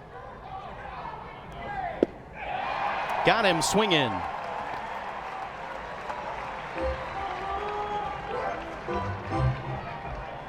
It's a tough day for Will Hodo. He tried to give a little comment to Pinckney as he came off, and you can see that sharp slider by Hagen Smith.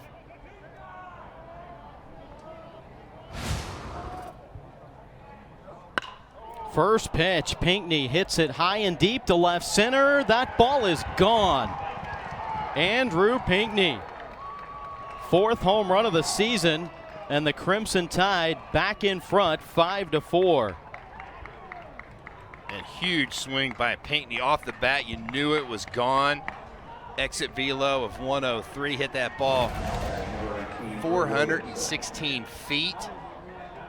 That was a center cut fastball right down the chute, and Pinckney didn't miss it. 4th home run that Hagen Smith has given up this year. 6th home run of the series so far for Alabama.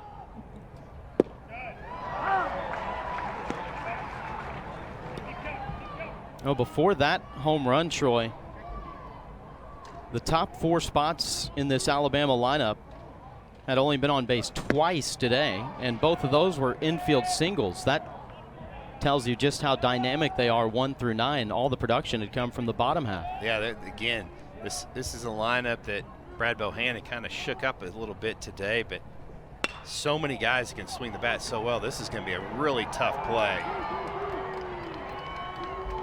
Callie never had a location on that ball. He was running that way, but I don't think he had any idea it was going to be hit that shallow. That was just like a chip shot right down the left field line. It almost hit Callie in the back.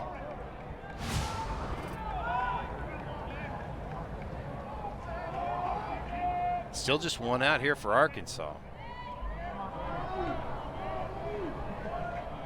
Brings up Ed Johnson. He goes after the first pitch. Off the hands, a little soft liner into left center. A couple excuse me base hits for Alabama, and it just seems like that since they stepped into Fayetteville, the ball has just found green grass somewhere. That is hit number 13, pounded out 22 hits yesterday, 13 hits today. A little jam shot. If you're Hagen Smith, you just wish you hitters had wooden bats. That's going to be a little looper to the shortstop with a wood bat, broken bat, but it gets out there to the outfield.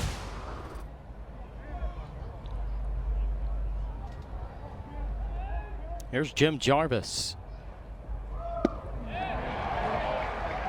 That's a strike. Not able to hold up his bat. Win home run in inning number 2. He went for a double in inning number 4. Then got robbed of a homer in the 5th. Ball hit to dead center. Tavian Josenberger leaping up, reaching over the fence to bring it back into the ballpark. That is a sharp sweeping slider by Hagen Smith, and if he throws Jarvis a fastball, I can't imagine it's going to be anywhere close to the zone. Jarvis really chokes up on that bat. Look how high. He is a good 2 to 3 inches off that knob. The veteran Jarvis has been their best hitter so far in SEC play.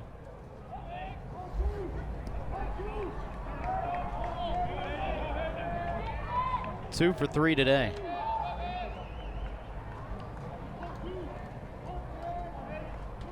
Nine-game hit streak with that home run he had first time up this afternoon.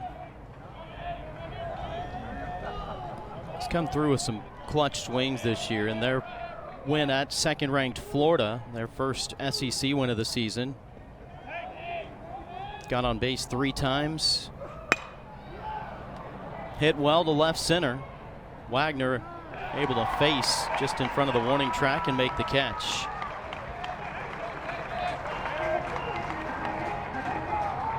Now batting number 3. It's a really good at bat by Jarvis. He kind of had some bad swings at some sweeping breaking balls, but got back and almost found a hole out there in left center field. Nice shot by Wagner to cut that ball off.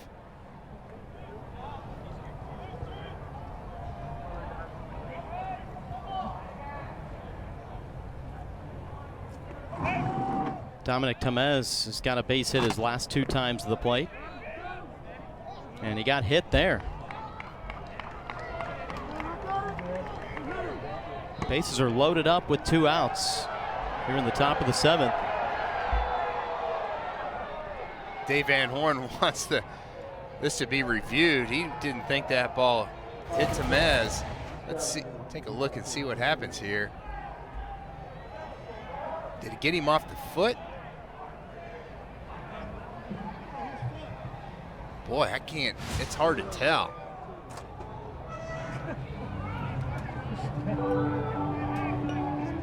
It was hard to tell also if Tamez thought he had gotten hit right after the play. Yeah, let's use a look at is the reaction of the hitter.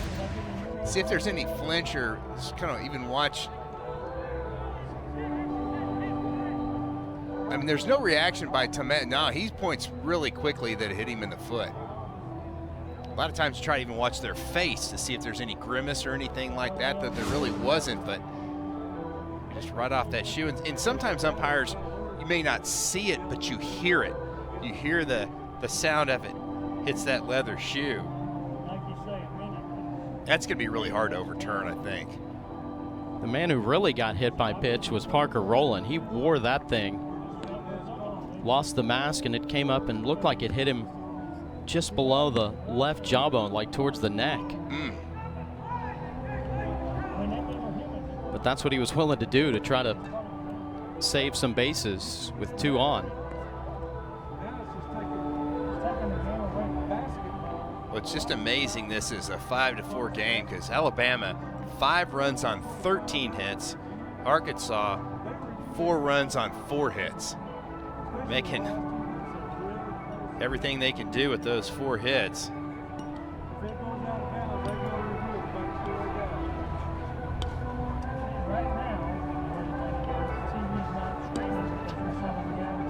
This Arkansas team will continue the homestand. They'll be in action against Arkansas State on Tuesday.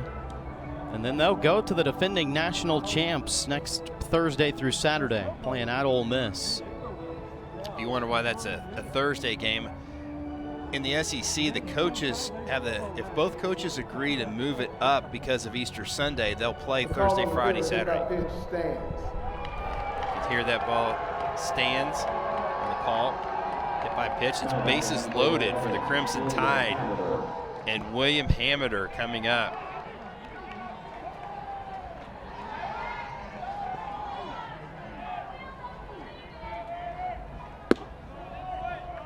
Ball 1 to Hamiter. 1 for 3 this afternoon. Doubled in the 4th. Put a charge into a ball last time up in the 6th towards the right center gap, but Josenberger was able to glide over and make the catch. Turned it into a double play as he threw back to get Tamez, who had already rounded second base when the throw came back to the infield. Just kind of feels like this is the opportunity for Alabama to kind of add some cushion, break this game open. for Arkansas, you've got to slam the door, and that's the guy on the mound is who you want. And Hagen Smith. Well, Hamiter homered against Hagen Smith last year. Went 4 of 9 overall in the 2 wins over the Razorbacks. Fouls this off. Just got a piece of that big slider right there. I think you're going to see another one out of the left hand of Hagen Smith. Might try to not catch as much of the plate on this one. I think for Hamiter, this is a tough one because it may be the slider off the plate. Able to stay alive. Came back and jammed me with a fastball. And you talk about a defensive swing. That is a veteran player just finding a way to get a piece of that one.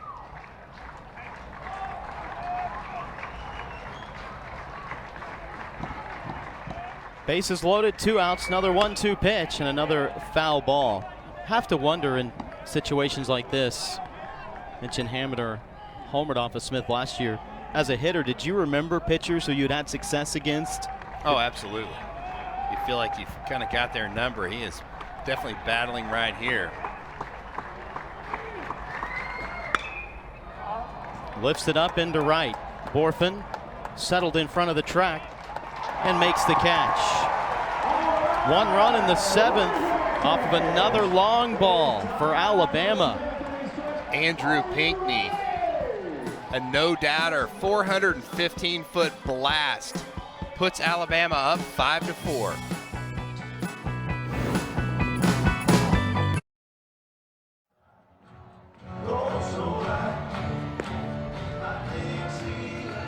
Seventh inning stretch wrapping up here at the ballpark. Alabama with a 1-run lead, and as you predicted, Troy, we have not been shorted on the long ball today. Yeah, the ball is going to continue to fly out of the park. I think we're not done yet.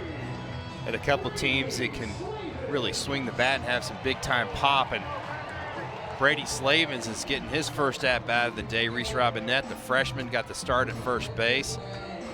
Slavens has been scuffling a little bit at the plate, but definitely has big time pop. Slavens knocks it through, and Arkansas's got the leadoff aboard. The second straight inning. Josh, I think that's the difference in Brady Slavens this year from years past. Before he tried to pull everything, really trying to work everything up the middle the other way. See that average is much better, and again, just more of a quality contact hitter.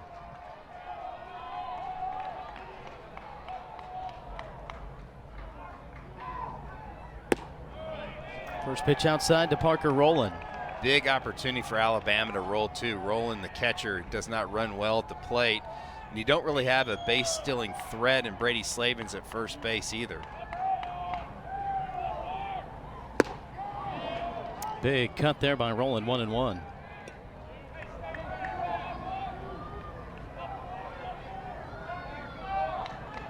And to your point about Slavens, you know, last year there was a point where he was obviously pressing at the plate. Dave Van Horn talked about it. But definitely you see the growth in him earlier this year when things weren't going so well at a time. You know, he appeared unfazed by it and just talked about it's the ups and downs of the game. It's going to happen. And it didn't really look like he was pressing.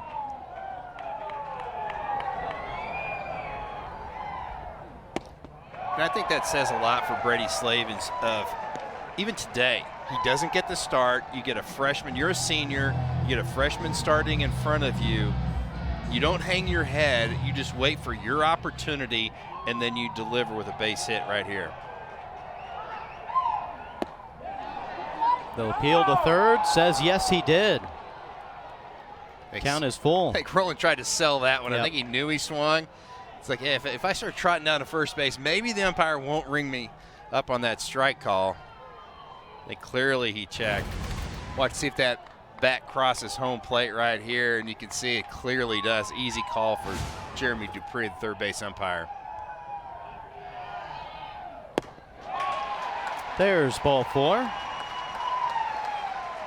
Now, Josh, Dave Van Horn's not a big bunt type of coach, but I think in this situation, you've got your 9-hole hitter hitting. John Bolton has already struck out twice today. I would be shocked if he doesn't try to bunt. And your job right here, if you're Bolton, you try to bunt that ball down the third base line. You want that third baseman fielding this baseball to allow those runners to advance. Arkansas has laid down exactly 1 sac bunt this season. And I think if you're John Bolton, the key for you is you've got a pitcher that's kind of struggling with command. You've got to make sure that you don't bunt a ball that's out of the zone, because you might get a walk right here. So don't give up an out if you don't have to.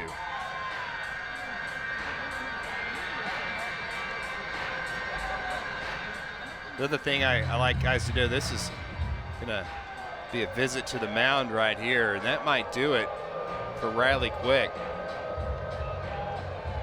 Alabama clinging to a 1-run lead. Arkansas with 2 aboard here to start the 7th, though. And it'll be another call to the bullpen for the Crimson Tide. We'll tell you who it is when we come back.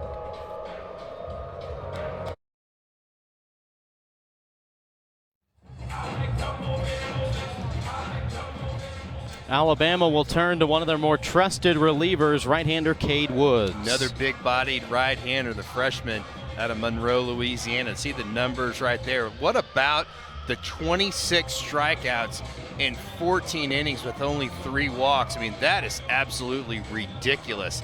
Woods will sit in that mid to upper 90s with the fastball, throw a slider as well. Just really a 2-pitch mix guy. And again, that's what you see out of relievers. Sometimes they're just going to be 2 pitches, fastball curve, fastball slider. That's what you're going to get out of Woods. You might be having a good season if your opponent batting average is 111. That's what it is exactly for Woods.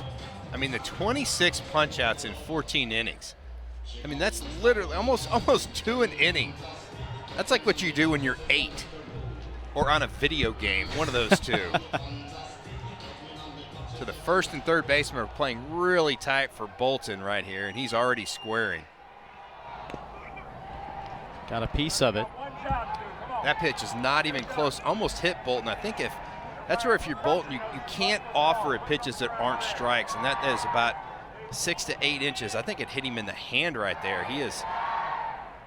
The home plate umpire is trying to give Bolton a little extra time, making sure he's okay. When that ball hits him on the hand, you can see him pull that hand back, and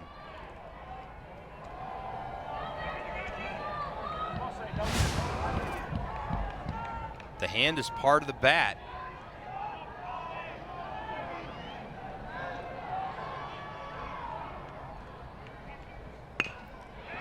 Bolton gets down a really good bunt. Off the mound, good play by Cade Woods. That's fielding your position. And he bounced off that mound in a hurry and threw an absolute dart over to first base, because you thought off the bat it might have a chance to be a hit. Another pitch that's not a strike that Bolton got down. Does his job, but boy, he paid for it with that ball off the fingers. Big shift is on here to the pull side of Josenberger.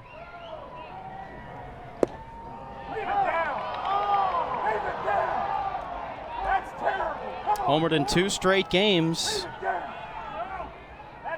Has a double and a hit this afternoon. Robbed of a home run in the first inning. Big overhand sliders out of the arm of Woods, and he's got Josenberger dug into a hole with 2 strikes. Close pitch. Josenberger calmly lays off. If you're Arkansas, you just want to get bat on the ball somewhere to get a run right here. Josenberger with his team leading 13th multi-hit game here today. And Brad Alabama Bohannon head coach is absolutely fired up. And he just got tossed. Wow.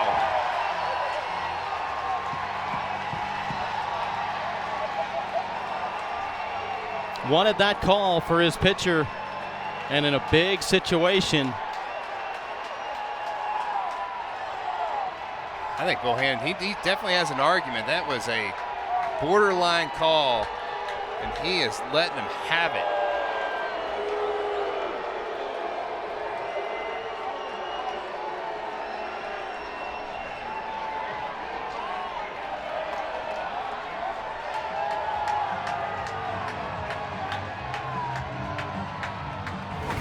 Here's the pitch that was in question.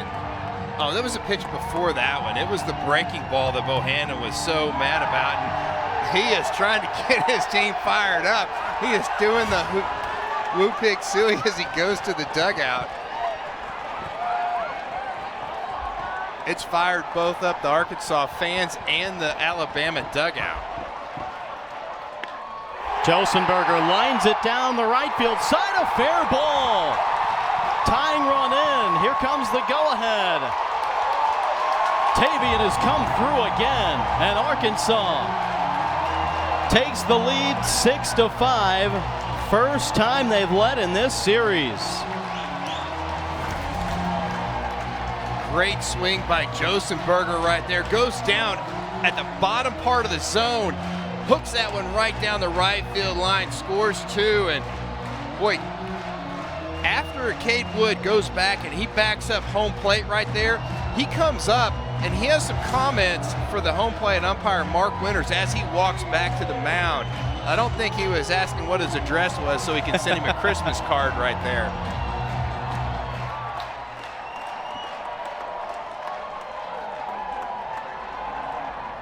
First pitch to Peyton Stovall is in there for a strike.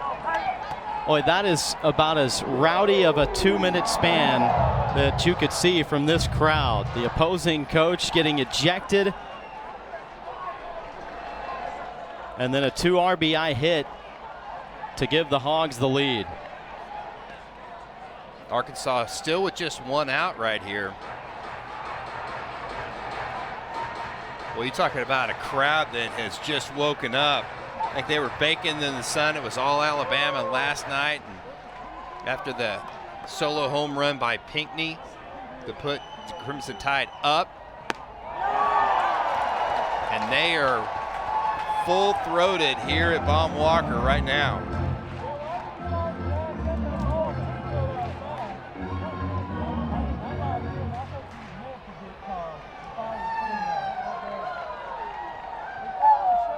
One-two pitch.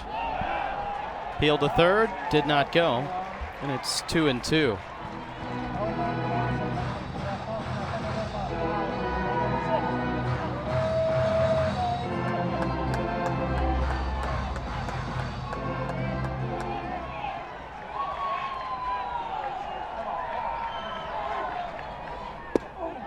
Called strike 3. Stovall gets rung up, and there's out number 2. Really nice pitch right there. Bounced back by Cade Woods. The breaking ball up at the top part of the zone. And as a hitter, you think it's going to be high and just got a piece of that strike zone.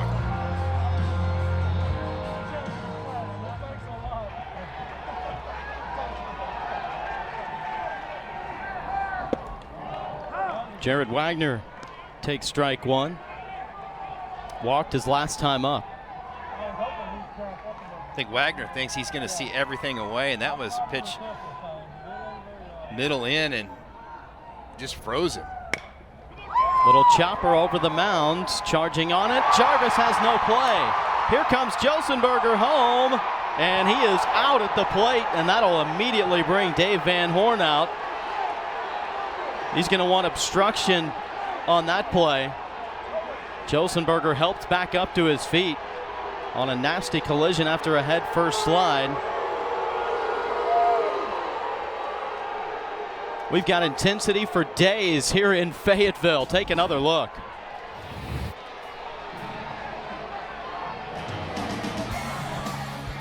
Clearly blocked right there. Josenberger did not get to the plate.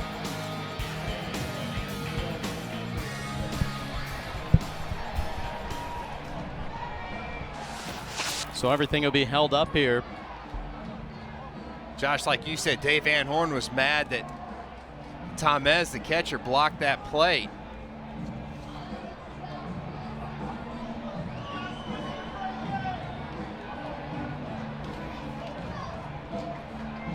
Take another look at it.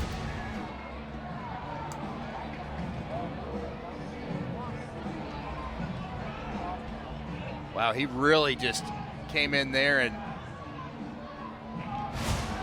dropped those shin guards on there. I think that's a different catcher. I don't think that's Tamez. I think that was Gassetti behind the plate. Gassetti was in the game, number 9.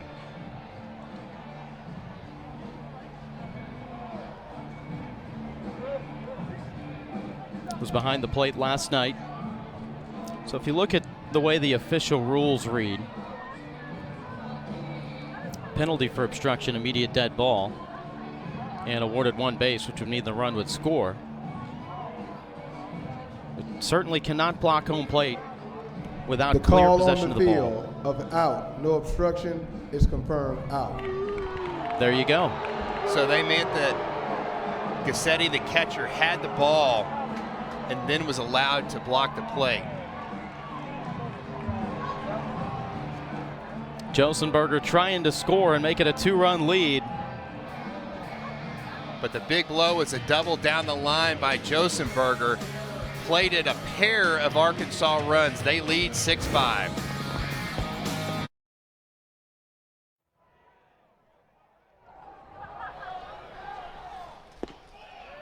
Oh, lots of drama here in game 2 of this series. Arkansas trying to even it up at 1 game apiece. Josenberger with a big 2 RBI hit to give the Razorbacks the lead. Came on the first pitch after Alabama head coach Brad Bohannon had been ejected. Here's the pitch that he argued. It was a pitch that was borderline on the outside corner, and then this is what he's doing. He's acting like he's calling the Hogs and really got the Arkansas fans fired up. And then the very next pitch, Josenberger ropes a double down the right field line. So I don't know if his Brad Bohannon's thought process worked, but I mean, he was out there protecting his player and kind of fighting for his team. So he definitely had an argument there on the pitch that was a borderline strike.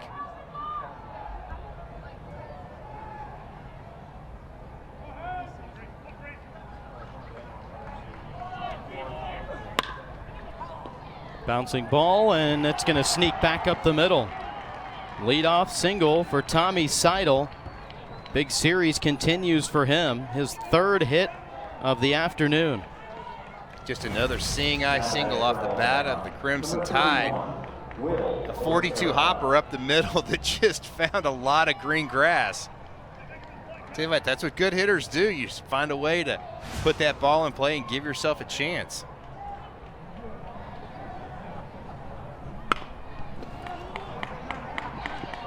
This is a pinch hitter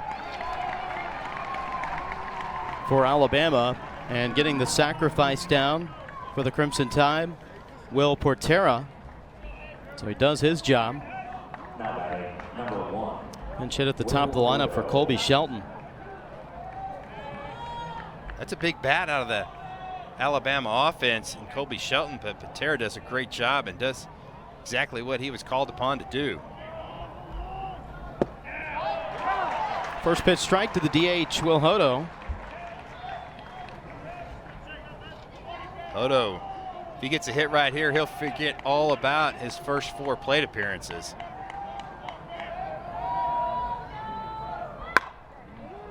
Hard hit. That took a bad hop, but Slavin still got it and able to get to the bag.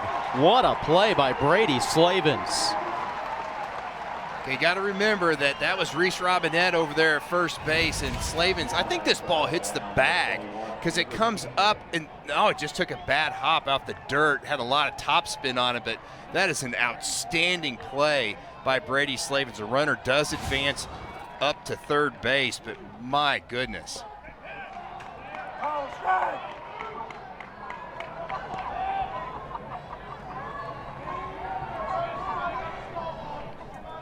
They're going to walk Pinckney right here. I think this is a good move by Dave Van Horn. Years past, you had to throw the 4 pitches, and now you can just put up the 4 fingers and go, nope, this guy's not going to beat me. They're going to go to left-on-left matchup. They're trying to go with the odds right here. And the left-hander Hagen Smith on the mound. There's 2 outs, so Parker Rowland's going to come out, flash some signs. It's going to be if Pinckney takes off, they're going to throw through. They're going to play behind Pinckney at first base, so they're going to let him have second base right here. Drew Williamson takes ball 1.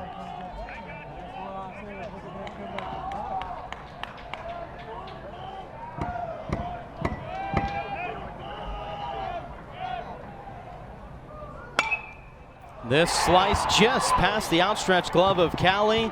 It's a tie ball game. Here comes the throw into third, not in time, and Williamson able to take second on the play. The veteran Drew Williamson coming through with a clutch hit. 6 hits in the series now for the first baseman. The left-on-left matchup pays off. Williamson just an inside-out swing. You see Callie's right there at third base and just out of the reach. You always talk about baseball being the game of inches, and Callie almost speared that one. And great heads-up aggressive base running by Andrew Pinckney. Another pinch hitter grounded to the right side and able to make the play. Bryce Eblin retired, but the tying run comes across and we go to the home half.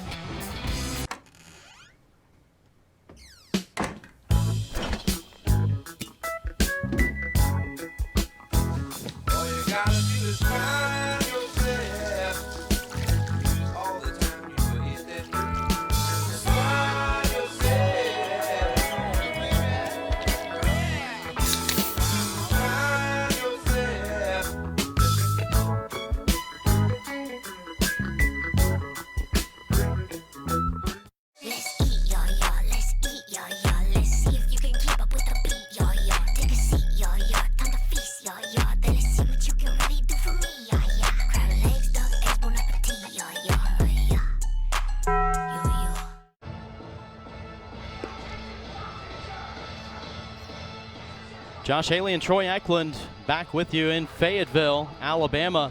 After trailing for the first time in this series, they get a run in the 8th to tie it up at 6. But you look at the difference in hits, 15-6, and the offensive outburst in this series for Alabama. It's sending out a national memo to pretty much everybody that if they can hit the Arkansas pitching, they can hit anybody. Yeah, I think so. And it's a really good job by Alabama right there to come back and respond, because that's what good teams do. Good teams score when scored upon. Alabama's definitely a very quality ball club. A big hammer spot there by Cade Woods. And quickly gets up on Jace Borf at 0-2. Alabama with that shift. 3 infielders on the right-hand side. This ball is hit deep to right field. It's gone! Jace Borfen puts Arkansas back in front with his 6th homer of the year.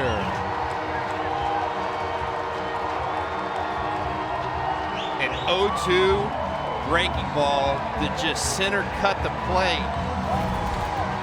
Not where Cade Woods want to throw this, right down the chute, and Jace Borfen does not miss it.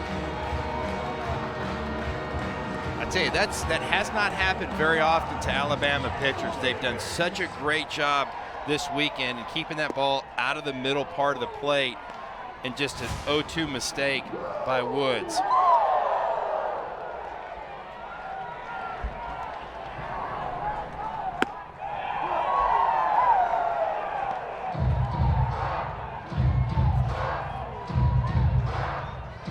You can't lose focus if you're Woods right here with Kendall Diggs in the box. Diggs hit a 3-run homer back in the 4th, and it marks now 23 consecutive games that the Razorbacks have homered. Takes a 4-pitch walk here. There's nobody warming up in the Alabama bullpen. There's some bodies down there, but nobody even tossing at this point. It's Cade Woods' ball game.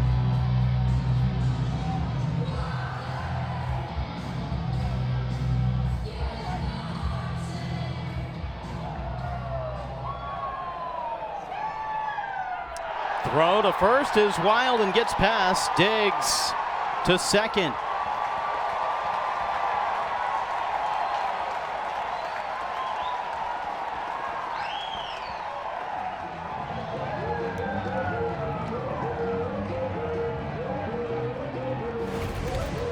Diggs not much of a threat, but that ball goes right over his back. Williamson, the first baseman, he just couldn't get a piece of that one. We'll see a conference on the mound now. Luke Holman was the starter today. Went pretty good. 5 1/3 innings, 3 hits, 4 earned runs. Struck out 8 Razorback hitters. They turned it over then to Riley Quick and then brought in Cade Woods. Alabama does have a right-hander down in the bullpen, and this is going to bring out Mark Winters to have a conversation to say they're going to bring somebody else in, they're going to stick with Woods.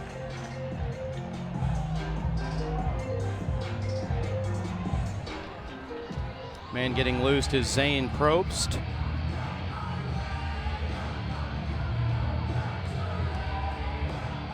Again, there's no outs, and that E1 right there on the errant throw, pickoff, allowed Diggs to go to second base. That takes the double play away from Alabama. A pitch just out of the strike zone.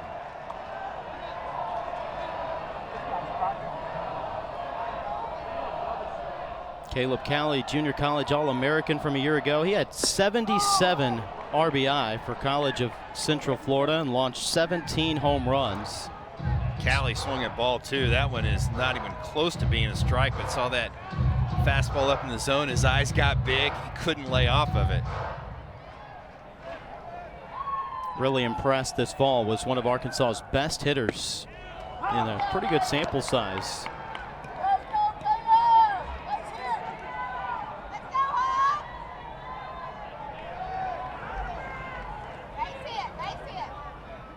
One, two, just got a piece. That was a fastball at the top of the zone, and you'd have to think that Cade Wood's going to come back with that breaking ball down and away. He's got the pitcher's count of 1 ball, 2 strikes. He could throw this one off the plate if he wants to. A towering fly ball to deep left field. Kiss it goodbye for Caleb Cali. 3rd home run of the year. Arkansas has homered twice here in the 8th inning.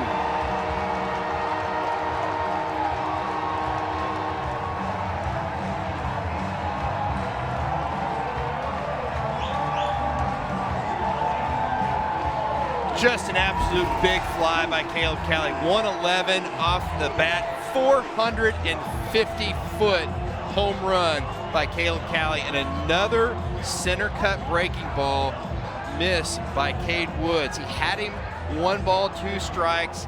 He felt like he should have buried that one down and away. He left it out over the plate, and another long ball for the Hogs.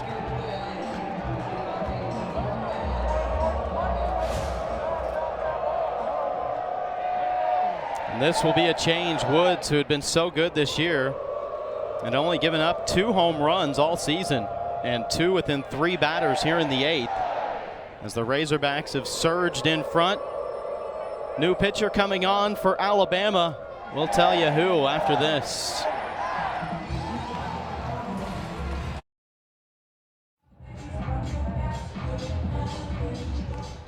Alabama forced to go to their bullpen for the 3rd time today. Taking over on the mound is Zane Probst. Another big right-handed pitcher out of the Alabama bullpen. See the numbers on Probst this year. Some big-time strikeout potential with the 14 punch-outs in the 9 2/3 innings. He'll throw the fastball and the slider. The fastball sit 90 to 93. Slider in the low to mid 80s. And that slider has kind of got a lot of depth and sweep to it. That's going to be his punch-out pitch. That's where he gets his strikeouts. The fastball is good, but the slider is his best pitch.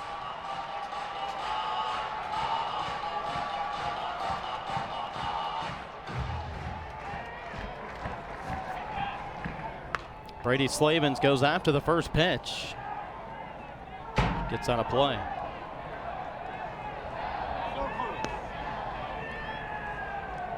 Well, if you're just joining us, you have missed a lot.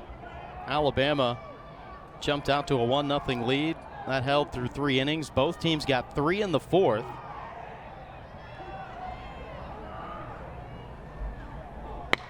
Slavin's a rope, and what a play. Williamson, quick hands at first base. So a lot of times you see left-handed first baseman, and this play right here is when it takes advantage to have a right-handed first baseman. If he's left-handed, watch this. He's right-handed, and that glove is close to the line, and that's how he makes that catch. If he has to reach across his body, Josh, there's no way he robs that line drive from Brady Slavens. Took the thought right out of my head. I remember learning that as a kid from the great Keith Hernandez, saying there's one defensive advantage for all intents and purposes of having a glove on the left hand at first base, and we just saw it.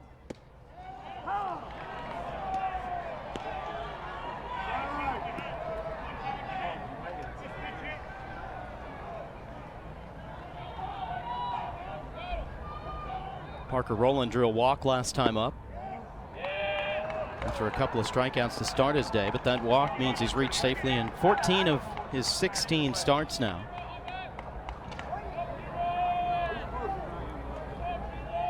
Out of Bishop Kelly High School in Tulsa, Oklahoma, that's produced a number of Arkansas greats, guys like Dallas Keuchel. He wasn't too bad, was he? Not too bad at all. Did okay at Arkansas, did okay in the big leagues too. Hard hit to right field, falls in for a base hit.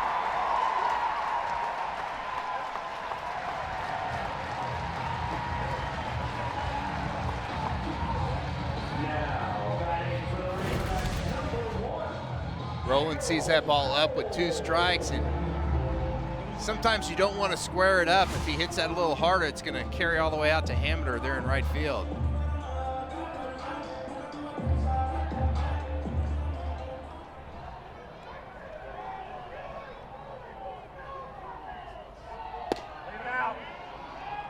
Pitch slides to the outside to John Bolton. Laid down Arkansas's only second bunt of the season. Actually, pinch hitter is Harold Cole for John Bolton. We saw Harold Cole pinch hit last night as well. Another player the Razorbacks are really excited about. Out of Boston, Massachusetts, transferred from San Jacinto.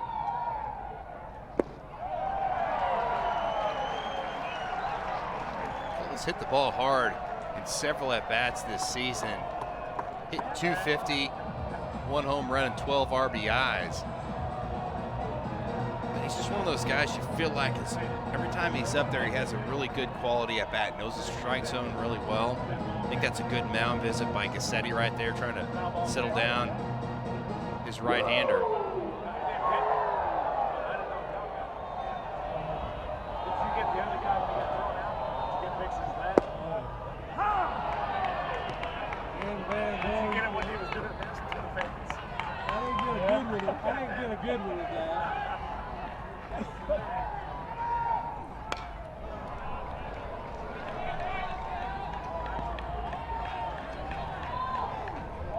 Look at the difference in scoring in this game. Arkansas bats coming to life. The middle innings. Just shows what a great job Luke Holman did. Rowland taken off on the swing and the miss, and the throw down to second. Got him. Strike him out, throw him out. Double play to end the inning. But Arkansas comes through with a big 8th inning. Take a 3-run lead thanks to a big swing. Big fly by Caleb Cali with the runner on second base. The 450-foot home run. Look at the bat flip right there by Cali. A no-doubter. Hogs up 9-6.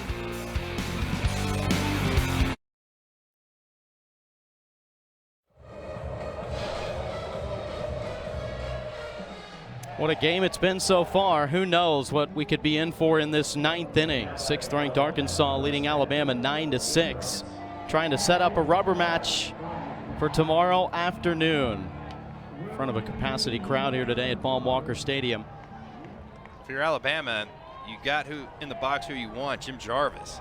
He's been on fire today. Homered in his first bat, then doubled, has flown out to center field and left field. But a guy that knows the strike zone really well. He's probably going to make Hagen Smith throw a strike right here, being down 3. Same spot. Same spot. Help me down.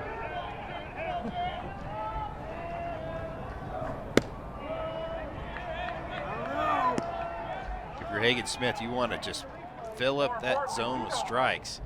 Got that nice 3-run cushion. Easier said than done. Took a little something off that one.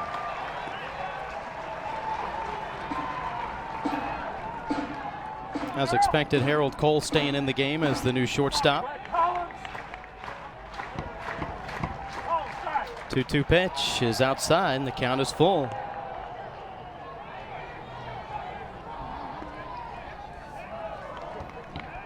Our scorebooks have gotten a workout today, have they not? They're just an absolute mess. Mine's never very good anyway, but it's got markings and stuff all carved up. Bouncer to the right side. Slavens. Nice job to lead the wide receiver there. Stretching out Smith to get it and touch the bag, and there's one away here in the 9th. You know, sometimes that's really hard for left-handed pitchers. A lot of times those left-handed pitchers will throw the pitch and fall off the mound, but that's a great job by Hagen Smith to get over and cover first base. And that was kind of that in-between no man's land if you're Brady Slavens. Do you go after that ball? Do you hope that Peyton Stovall can get to it?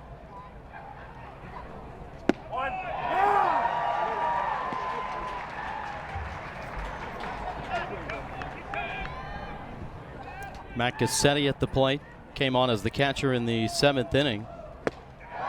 Really reared back and took a cut at that pitch. Gassetti 2 for 5 last night, including his 6th home run of the year. 2-run shot in the 4th inning.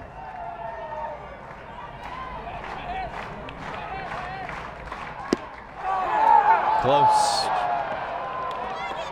Off the plate, Hagen Smith is trying to get Gassetti to expand that zone. Nice eye right there by the Crimson Tide catcher. Got him swinging. Hagen Smith getting better with time.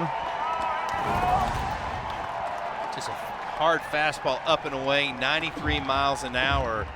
Just perfect location. That's in the zone, but really tough to hit, especially when it's up and away.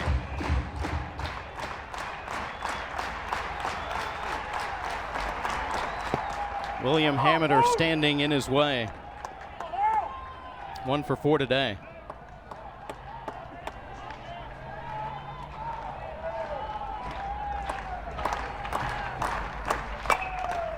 Fouls this off. There's a lot of familiarity between certain players for these two teams. Mentioned Tamez, the former Razorback. Handful of these guys played summer ball together, a lot up in the Cape Cod League. And the intensity will set up a great game tomorrow if Arkansas can hold on here and take game 2.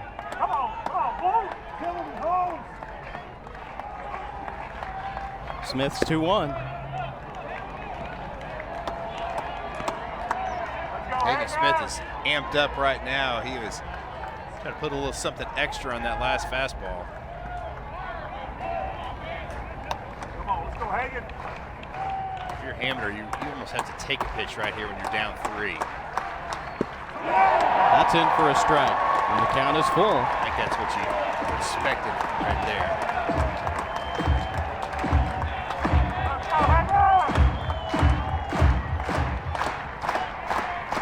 Crowd on their feet. Payoff pitch. Called strike 3.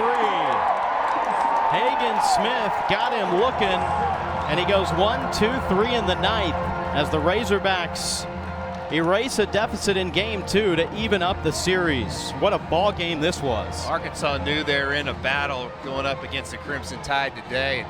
They came out on top.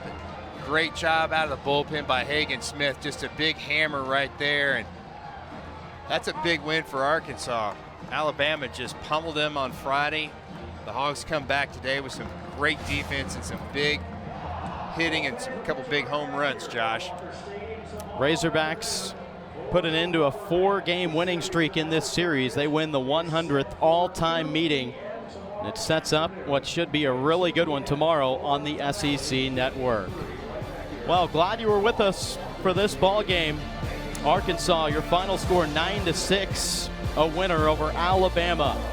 For our entire crew and for Troy Eklund, Josh Haley saying so long from Fayetteville.